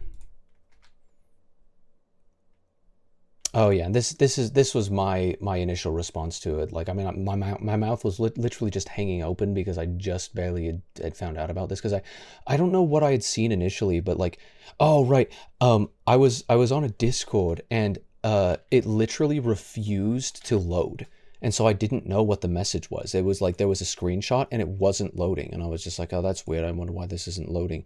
And I saw that it showed TMZ and it showed Too Mad, and it was just like, 2024 is wild so far, which is a platitude that people say constantly. But like, it refused to load, and apparently it's still refusing to load, which is just insane, because I would have learned about it like an entire hour previous to when I ended up learning about it, and why I ended up booting up the stream and having an exploration of this right now. So my response to James Key's behavior was, oh, fuck you. You decided you had a personal vendetta against him after you had a brief dispute over trying to help him enter a disagreeable living situation in LA. He abused drugs, he put people in danger, he did things he shouldn't have, but he wasn't some kind of monster. His death doesn't mean you can finally, quote unquote, say all the things you've already been saying for years. You've wanted to drag his name through the mud and dance on his grave, but there are worse people who have received borderline veneration. His tragedy shouldn't be celebrated. I do believe that there are worse people who have received borderline veneration. I don't even think borderline is actually an accurate term. There have been people who have been straight up fucking worshipped, who did far, far worse things than he did. However, especially considering what the nature of the allegations are, I do feel the need to rescind this statement, because I think there's more than this to the story. There's clearly more than that to the story, and I think I was ignorant of that, so I reserve the right to rescind this statement,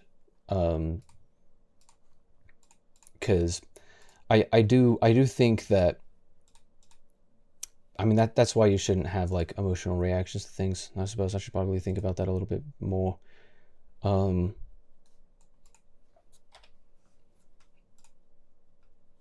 It's just, I think a lot of the time when it happens to a public figure is when in a lot of ways it ends up being, we want to forgive the public figure more. I mean, I think it's a lot of what happened to OJ. You know, we want to defend the public figure more because we know them better than a lot of other people.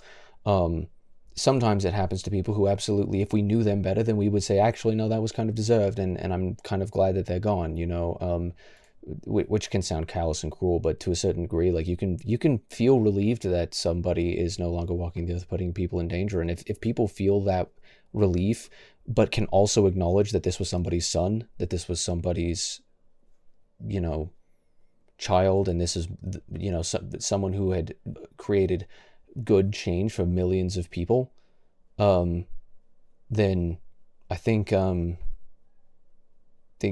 it's like I don't harbor any ill will against people who are kind of relieved that he's gone because they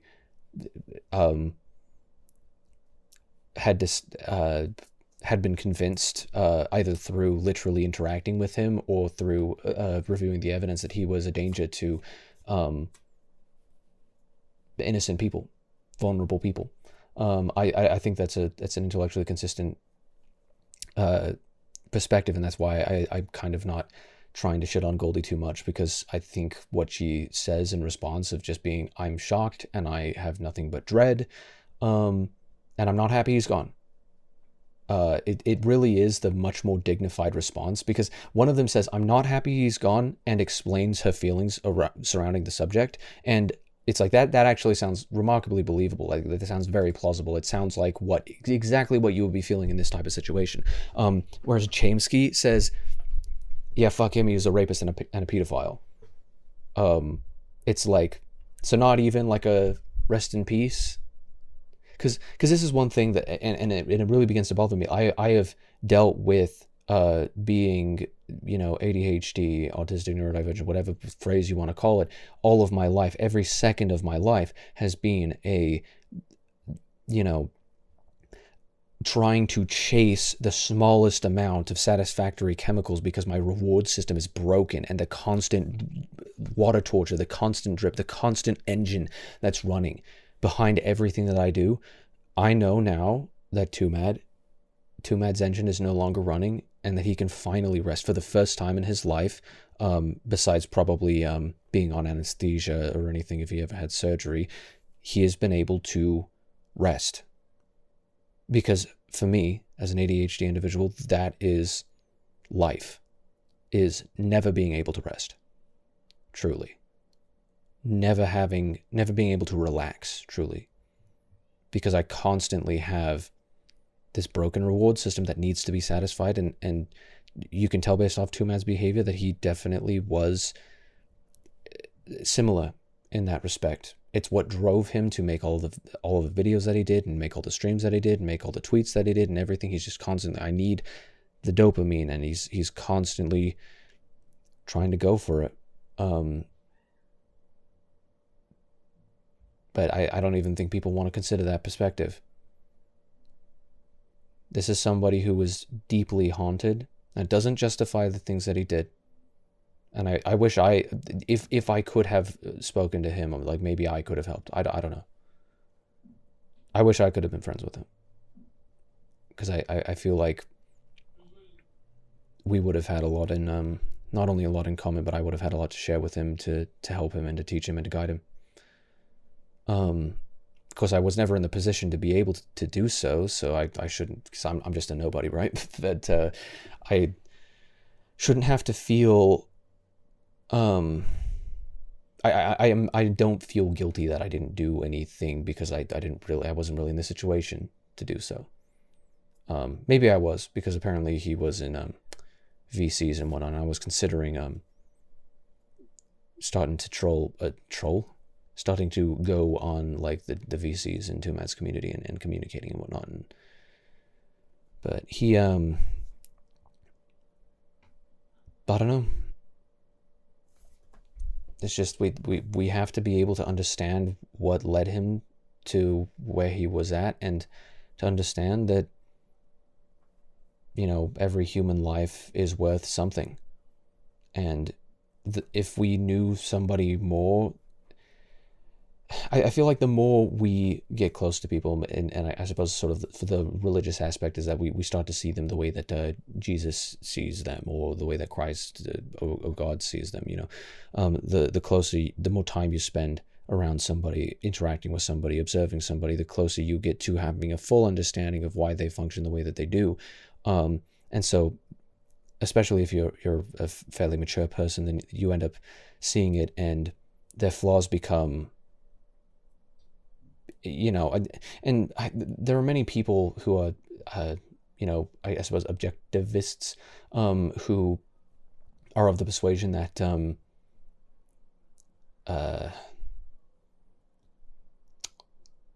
what is it called? Unconditional love is worthless, or that it's impossible for a human to feel. But I feel like you can kind of get close. Within the three dimensions that we live, I feel like you can kind of get close as an intelligent being, you know, to understanding truly the holistic perspective, where they didn't know better in these ways, and their life was valuable in this ways, but they did a lot of things that that they shouldn't have, and it's disappointing. You know, as a parent, you don't stop loving them, or at least I don't think you should stop loving your child, but it's a, you know, it's disappointed. I'm not mad, I'm just disappointed. That's kind of how I felt about Tumad's behavior over the past while, because I don't think it justifies it. And I was thinking about it, and I didn't even think that he had already been dead by the time that I was thinking about that, but he had already been dead. I was just thinking, be interesting. What if I made a video? What if I talked about this? Because I feel like I have some perspective that I could share to help people understand where he came from and why he behaved the way that he did. Not trying to justify anything, but just to take a holistic view of the entire situation.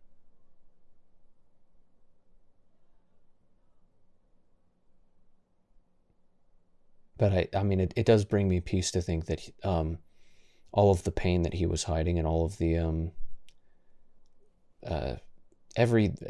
just the, you know, the constant thing, the thing that caused him. I mean, I was just watching a video that was talking about how because the reward system is broken, addictive behavior is very, very easy to get into when you've got ADHD, and like, you think he would have taken ketamine without that? I don't think so. Maybe. Some people are more prone to, you know, addictive personalities and whatnot than others, but I think it stands to reason. And it is sad. But, you know, we should be able to have that perspective, I suppose.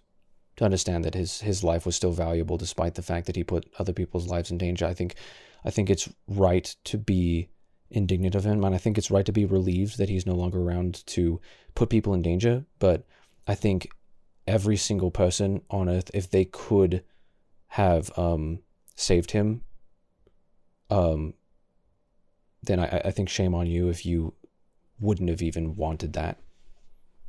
Because I think everybody would love, every non-evil person, I suppose, would love for every evil person or every misguided person, everybody who has any sort of an issue, to be rehabilitated rather than exterminated, you know, nullified and whatnot. But I don't know, sometimes that's just not the case for people. Sometimes you don't believe, sometimes you don't think that way. I wish all of us could think in that way, and I know it's unrealistic. You know, these are the words of a dreamer. You know, like, I wish we could help everybody, but I know it's unrealistic. You know, if someone has a gun trained on you and they just want to shoot you, or they, you know, in certain situations you have to utilize lethal force, or in certain situations, I mean, you have to bring people to justice, you know, or you have to nullify threats. And Tumad was due to his own behavior, a threat to people, and I think he does have a certain amount of culpability in that, because I think truly he must have known better with his level of intelligence, but he was allowing himself to get he was surrendering his free agency to drugs. He was enabling his behavior, and, you know, I don't know, there were many things he could have done to prevent it from happening, but he didn't. So that's kind of the long and short of it. He just didn't. There were things other people who could have done along the way, but those didn't happen either. I think he has nobody to blame but himself, but I still think there are still people who are going to feel guilty, if not sort of rightfully harbor a certain amount of guilt for their lack of ability to have done anything, or lack of having done anything to prevent this situation from happening. Anyhow, Go Canaru. In light of Tumad's death, I think this is a message worth hearing. I don't know if this is like a meme or something. I guess we'll see. There was one thing that Tumad said that definitely left an impression on me. Is this a Turkey Tom video or something? Has there anyone that's been around you throughout this? Like, just kind of keep your head on straight, or no? Not really. I'm based. I see. You're making being based sound really depressing, bro. What do you mean? Oh wait, this is Go Canaru. This is actually him. Like, I didn't realize that he looked like this still. People with the aggressive reaction therapy, usually the ones who need the most, just saying. Yeah, no, that's actually true. The people who have an aggressive reaction to the idea of therapy probably do need it the most, and men are most likely to have an aggressive reaction to it because it's more painful for them. I do kind of want to see what this video is and whatnot. Depressing. It builds character. Being alone, it can. Yes. I mean, absolutely. You don't think that builds fortitude? Having a hard life? No, I want a hard life. I've never wanted an easy life, but Well, why should you want a hard life? Like I think there's a difference between hard and challenging. Like, because you're never going to feel satisfied if you don't go up against any significant challenges. But just to say that it's hard, I don't know. Maybe I think he means challenging. Probably that's the way I'd choose to interpret that. Doesn't mean you need to like experience it alone. Anyway. Yeah. Like, having people around you is really important. Well, there's 7 billion people, so eventually it's fine. Yeah, I mean, if there was one thing that was just oozing from this conversation. Wait, was this a video that he took of this raccoon? That's interesting. Because I do remember some of the videos that he had posted where he was like kind of going around LA and kind of behaving like a bit of a crackhead. There was one in particular where he was like with with another a woman, female, just female, unidentified, unknown female at some point. I don't recall if people actually ended up talking about that. Maybe this is in some video somewhere, but it was the very obvious fact that Tumat is like super desocialized, and I really don't mean that in a judgmental way. Desocialized. Very obvious. He's away from his family in LA without apparently any close friends to hang out with in real life. And I mean, yeah, when all you've got is video games and people you talk to on Discord and and Twitter, I can definitely see how the levels of cope, callousness, and egocentrism can manifest in someone, you know what I mean? I don't know if egocentrism is exactly the way to characterize a lot of his behavior. Like, egocentrism, like, I don't know, maybe it depends on what that means, because I think he is saying like he really, I mean, like this way, it's like he like loves himself or something like that. It's like, well, a lot of the time, like especially with narcissism, like that comes out of a massive lack of security. Like you're immensely insecure about yourself. So I feel like I would frame it that way before I'd frame it any other way. I'm someone who's never lived alone, okay? I've lived in tight spaces with a lot of people, and I've been humbled, kept in check, but also guided by other people throughout my life. I'm not sure if Tumat had this conversation because he doesn't have any friends who will talk to him about this kind of stuff. I mean, I don't even know him, and I'm pretty sure Tom doesn't consider him a friend. Having people around you who don't blindly worship you, who question you even, who have their own interests and ambitions. Oh wait, did he actually meet Tom? That's interesting. So is this Gokanaru's voice? Did he make a video on it? This is an interesting thing. I think I'll have to take a look at it. Extremely important for development. When Tumat mentions wanting a hard life and associating being alone with a hard life, that is his voice. Makes me question a little bit what kind of life he wants to live. Because in my opinion, living with and around other people is not easy. What seems easier is just crawling into a cozy little bubble. Right. With the people exactly. The blue all pill. Accountability and ownership in favor of cope. Straight up cope. People act as mirrors. They reflect what you are, in case you don't know. A massive part of social anxiety is a fear that others won't see you the way you see yourself. Right. Maybe that they will see you for how you see yourself. The point is that it's rooted in a kind of preservation of your ego and the ideal that you might not live up to in reality.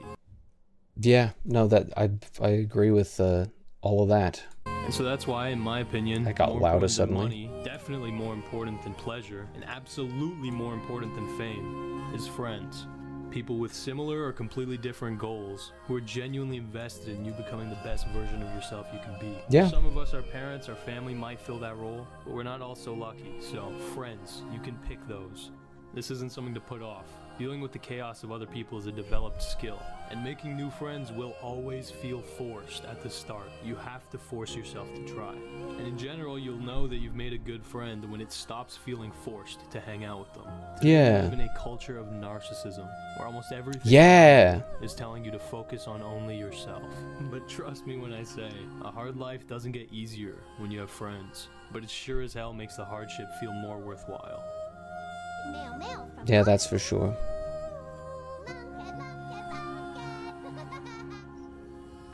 I don't know exactly what the purpose of that is. Good night, brother. Stay away from animal control, and I hope you get good scraps tomorrow.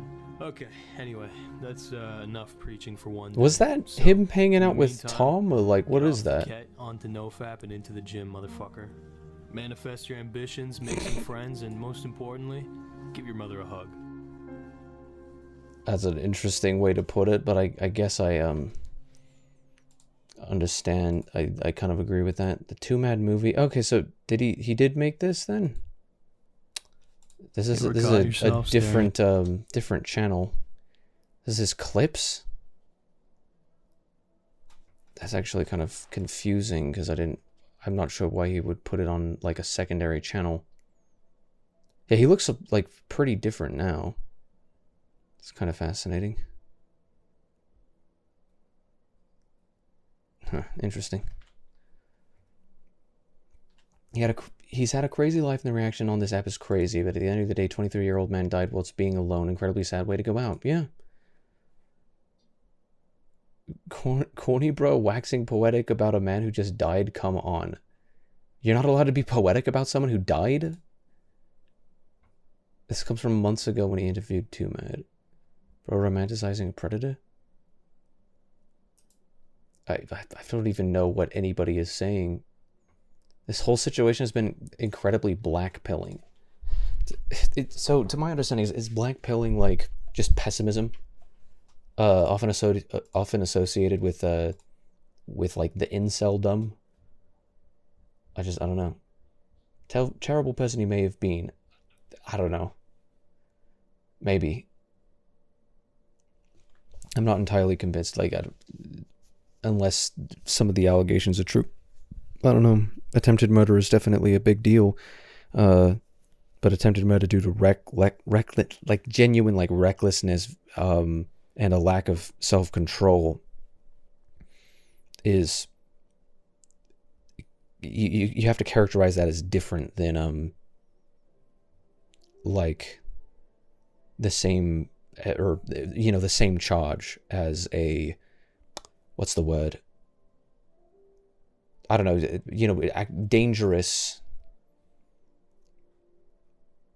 first degree murder versus wanton disregard for human life, I suppose. It's sad to see someone pass so young with such a hopeless outlook on life. No one wants to die friendless and alone. Yeah. Rest in piss, pedo. That's really your response to this. Like, that's your entire, response. Tokyo Tom was just making fun of him bragging about how his video will be used in Too Mad's court case. Yeah, this is part of why I don't trust Turkey Tom, because, You were just talking about... You get less views than me, motherfucker. You're fucking irrelevant. Your tweets get 2 likes. Too smart on God. Nobody gives a fuck about you. I'm funnier. You were just talking about... Just making fun of him? Well, was he making fun of him after he died? Because this is in a conversation that he's having with him. I don't know if I would... I absolutely wouldn't say that to him if I were talking to him, but, goodness. Do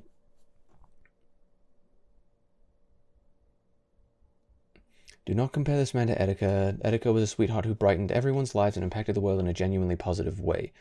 Too Mad was a rapist, abuser, and pedophile who will live the rest of eternity in hell.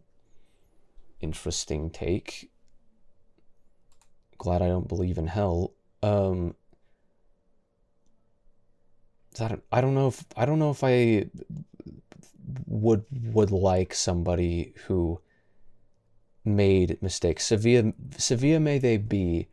I don't think I like the idea of someone who couldn't help so much of his problems without other people's intervention, just rotting in hell.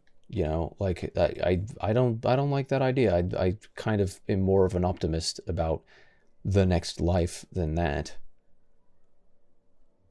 I do agree that he brightened everyone's lives and impacted the world in a genuinely positive way, but I don't think that Too Mad's impact on the world as a whole, sort of the legacy, quote unquote, that he left behind, is going to be that of that. Why can't people just let Etika rest? Well, people bring him up because they get some of the same fans, man. Some of the same fans. I don't know. Who's comparing them? Me. I was comparing them because it's similar feeling that you get from watching an Etika video you would get from watching a Too Mad video in a lot of cases.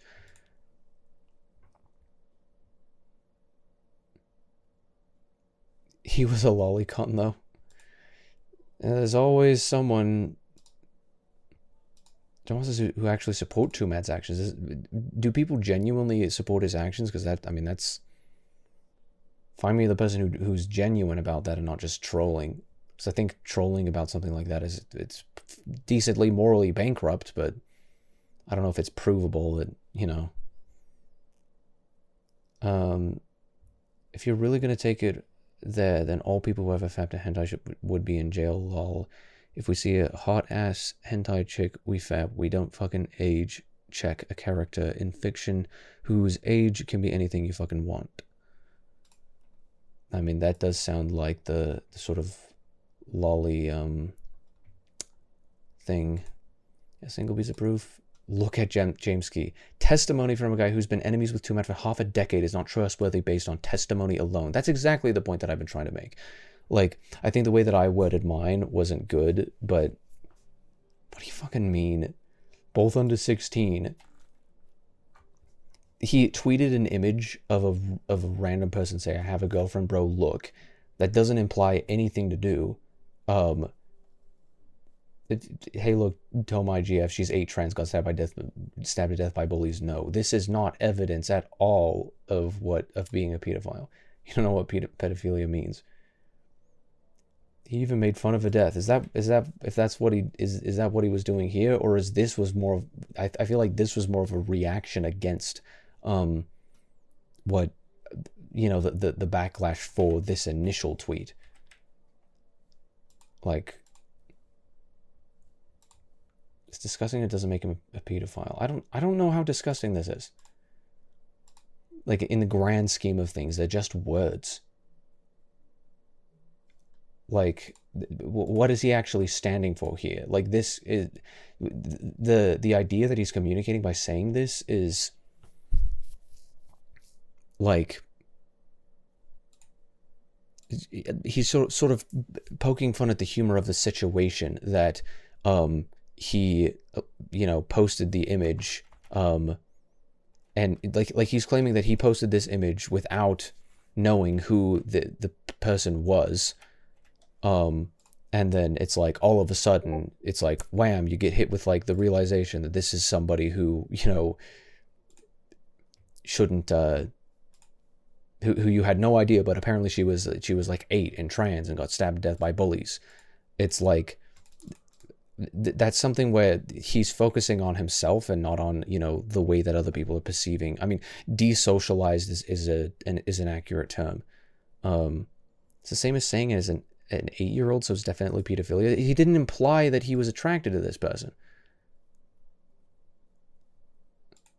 Like, just taking a random image and saying this is my girlfriend is not a, like, admission of attraction to them. He did admit to be attracted to this individual, but if you don't know that that person is whatever age that they are, then, I mean, she kind of looks like Belle Delphine. It's kind of funny that like, this is a facial structure or something. Like, I'm not even entirely certain where it is. The facial structure or something like that. It looks kind of like Belle Delphine. I wonder if he has a type, because Goldie looks kind of like, is this the same person?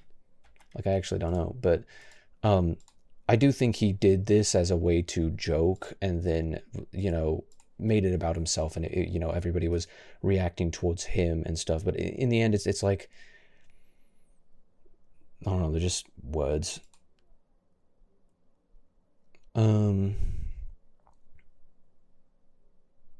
Yeah, Etika will be the GOAT.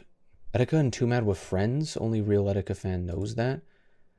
I actually had no idea that they were in contact with each other. There may have been like a something that said like in an interview, maybe the Cold Ones podcast that I mentioned, like he might have mentioned that like Etika, like, I don't know, he looked up to him in some sort of way. I don't recall them being in contact at any point. This is why we need to focus more on black mental health. First Etika, now Too Mad RIP. That is just Speed being like calm. Like, I definitely don't think we need to focus on black mental health any more than just mental health in general.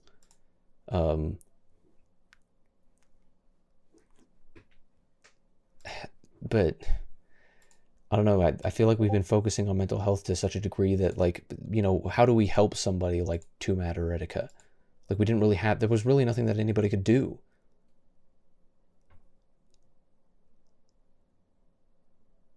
Etika's up above, 2Mad down below. Major difference. I'm glad you have, like, your own window into hell, whatever. I spent like 30 minutes, I'm already seeing people compare it to Etika. Like, what is wrong with y'all? Of course people are comparing him to Etika. They had a similar energy and optimism, and it seems like both of them kind of failed to keep up that optimism in the end. Like, 2Mad, the only difference is that Etika's demons were kept inside. And I think that's actually something that he admitted close to the end of his life, is that he, or it might have been essentially what ended up being his suicide note. Remember the last black content creator that was showing clear signs of mental instability, and instead of advocating for his good health, everybody sent him clown emojis? 2Mad had issues, but man, rest in peace. I feel like that's kind of defensible. Because Etika is like, oh man, you're being such a clown, you're like retweeting hentai, or you, like, I don't remember exactly what one of the things that he had been doing. Well, I mean, he was literally admitted to, like, a mental institution. But I hope everyone remembers that Etika actually loved and enjoyed being around both his fans and surrounding communities, while 2Mad fucking hated everyone. I don't think that's true at all. Like, have you seen... Yeah, this is the issue with people being hyperbolic. He hated everyone. Oh, everybody? Because I mean, just look at the way he interacts with people. Like, everybody. Like, all I have to do is find a single person who he had a positive interaction with. But I think it is kind of clear that he didn't really have any friends for a long time. Stop talking about Etika when black creators go through issues. Stop comparing Etika to people like 2Mad. I haven't heard people bring up Etika in response to... I don't know if there's been anything exactly on this scale since Etika. Like, I don't know.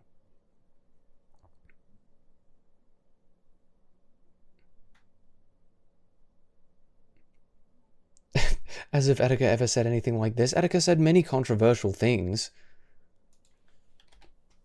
I don't understand this. I don't understand how this, like, makes him a, like, terrible, horrible person and he went to hell, whatever. Like, we should be talking about... Oh my gosh. These images are so cursed.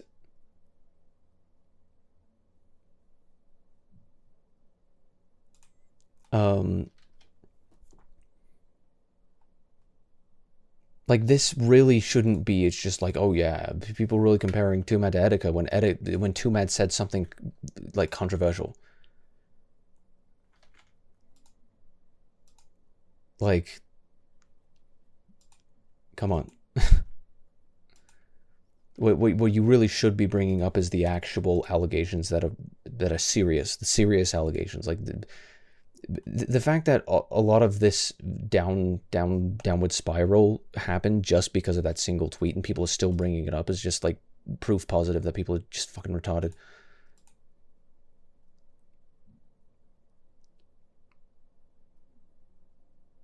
Happy Valentine's Day. How many of you guys are technically in a relationship right now? I think I remember Nigga Angelo. Wrong. Instead of having a relationship, you should have a Nintendo Switch. This is all you need to satisfy your lustful earthly desires, okay, my boys? There's no need to resort to something as troublesome and frustrating as women. Who needs women, right? I got a Switch. I got some porno, some dirty mags. How many of you... I think I remember him saying... I remember that exact quote. People only bring up Etika to compare him to others. Like, you can't ever bring up anybody who is dead to compare to anybody else who is also dead.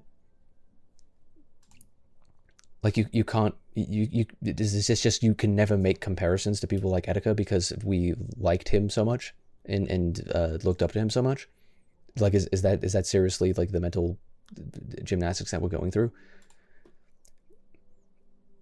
People who only bring up Etika to compare him to others, like, literally, like, how would you know that anybody brings up Etika only to compare him to others?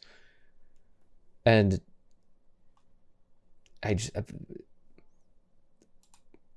don't know. That's just ridiculous. Just ridiculous. Etika was just a man with horrible mental health who was pushed to the limit by people who didn't understand. I don't know if Tumad was pushed to the limit by people who didn't understand. I think people did push him.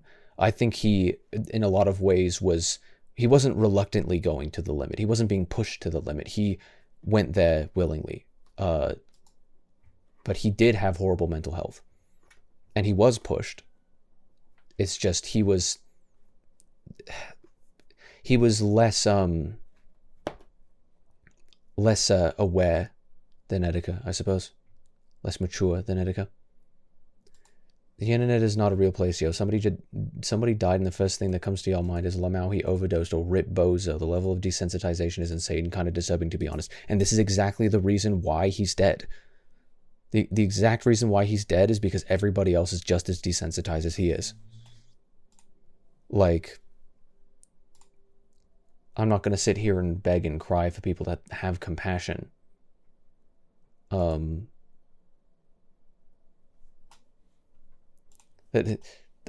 know, Etika was struggling with his mental health. Tumad was also struggling with his mental health. Like, we can compare that. We can absolutely compare that. They both made highly energetic videos. We can compare that. They were both very entertaining. We can compare that. People decided to come out and, you know, explicitly point out the fact that both of them were black. You know, I guess that is something that they do have in common, but I don't think it's, you know, a commonality that's worth, you know, highlighting or indicating, because I don't think it really matters in the end all that much what the color of your skin is. Like, I'm purple. Like, I don't, you know. Etika was, did questionable shit because of that. Yeah. Tumad did a lot of questionable shit because he was struggling with his mental health. Like, clearly. Like, I don't understand how this is, you know, doesn't apply to Tumad. You're making a worse case than what you're trying to make here. Tumad was a rapist. I still have yet to see proof that he actually raped anybody. I think there's been allegations and a lot of context shared, and a lot that makes it very clearly plausible that he inappropriately touched someone without their consent, and his inhibition didn't kick in and say, hey, that's kind of fucked up, don't do that. I think that's definitely something that you can say that he's guilty of. Sexual assault would be a good way to say it, but people are just saying rape. Like, in a lot of ways, like, this is a frustration of mine. Like, people will say sexual assault so they don't have to say rape, and then they say rape when they really shouldn't be saying rape at all, because as far as I know, there's no actual, like, proof that he raped anybody. Like, I don't understand where people get off with this. Try to take a bunch of people with him to the grave while high. Did he? Still have yet to see evidence on that, and I'm gonna try and do my research, and maybe I'll update the podcast at a point, but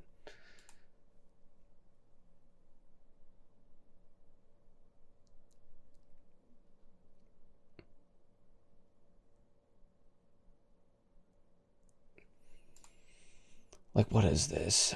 People literally, it's just like, what do you mean try to take people with them? And they just go to Jameski's personal testimony, which, again, just like the other fellow said, is not evidence, because it's just somebody who hated him for forever. It's just like the personal testimony of somebody who had a grudge against him since an incident like ages ago is not proof positive that he actually did something dangerous in this case. Where is the actual proof that occurred, that incident occurred? Where is the proof? Because this is not proof. Like, my issue with him is that he didn't post proof to support his claim, and you're just posting his claim in response to people asking for proof. We still haven't gotten the proof. He was planning on killing multiple innocent people via a car crash. Where's the proof? Where's the proof? I want to know where the proof is. I mean, that's pretty much the long and short of it, though. I don't know if I want to watch this entire 4-hour video now or ever, but I think I might just have to, just to sort of see and review. To review all the evidence and the allegations and put everything into context and whatnot. because as far as I can see, there's not enough evidence to prove that a lot of what people are claiming that he did. And I'm not just defending him because I like him, and I'm not just defending him because he's autistic as well, and I'm not. It's just about a lack of evidence, and I'm not willing to take people's words for it. I think people who are being callous and desensitized and all of this are, just reinforcing the exact reason why he's gone. And we should be taking that seriously. That's basically all I have to say. Basically all I have to say after 4 hours and 19 minutes now. Goodness sake. I'm so tired. I really should. Yeah, it's about time for me to go to bed. So yeah. We'll be seeing you. Sorry for the downer.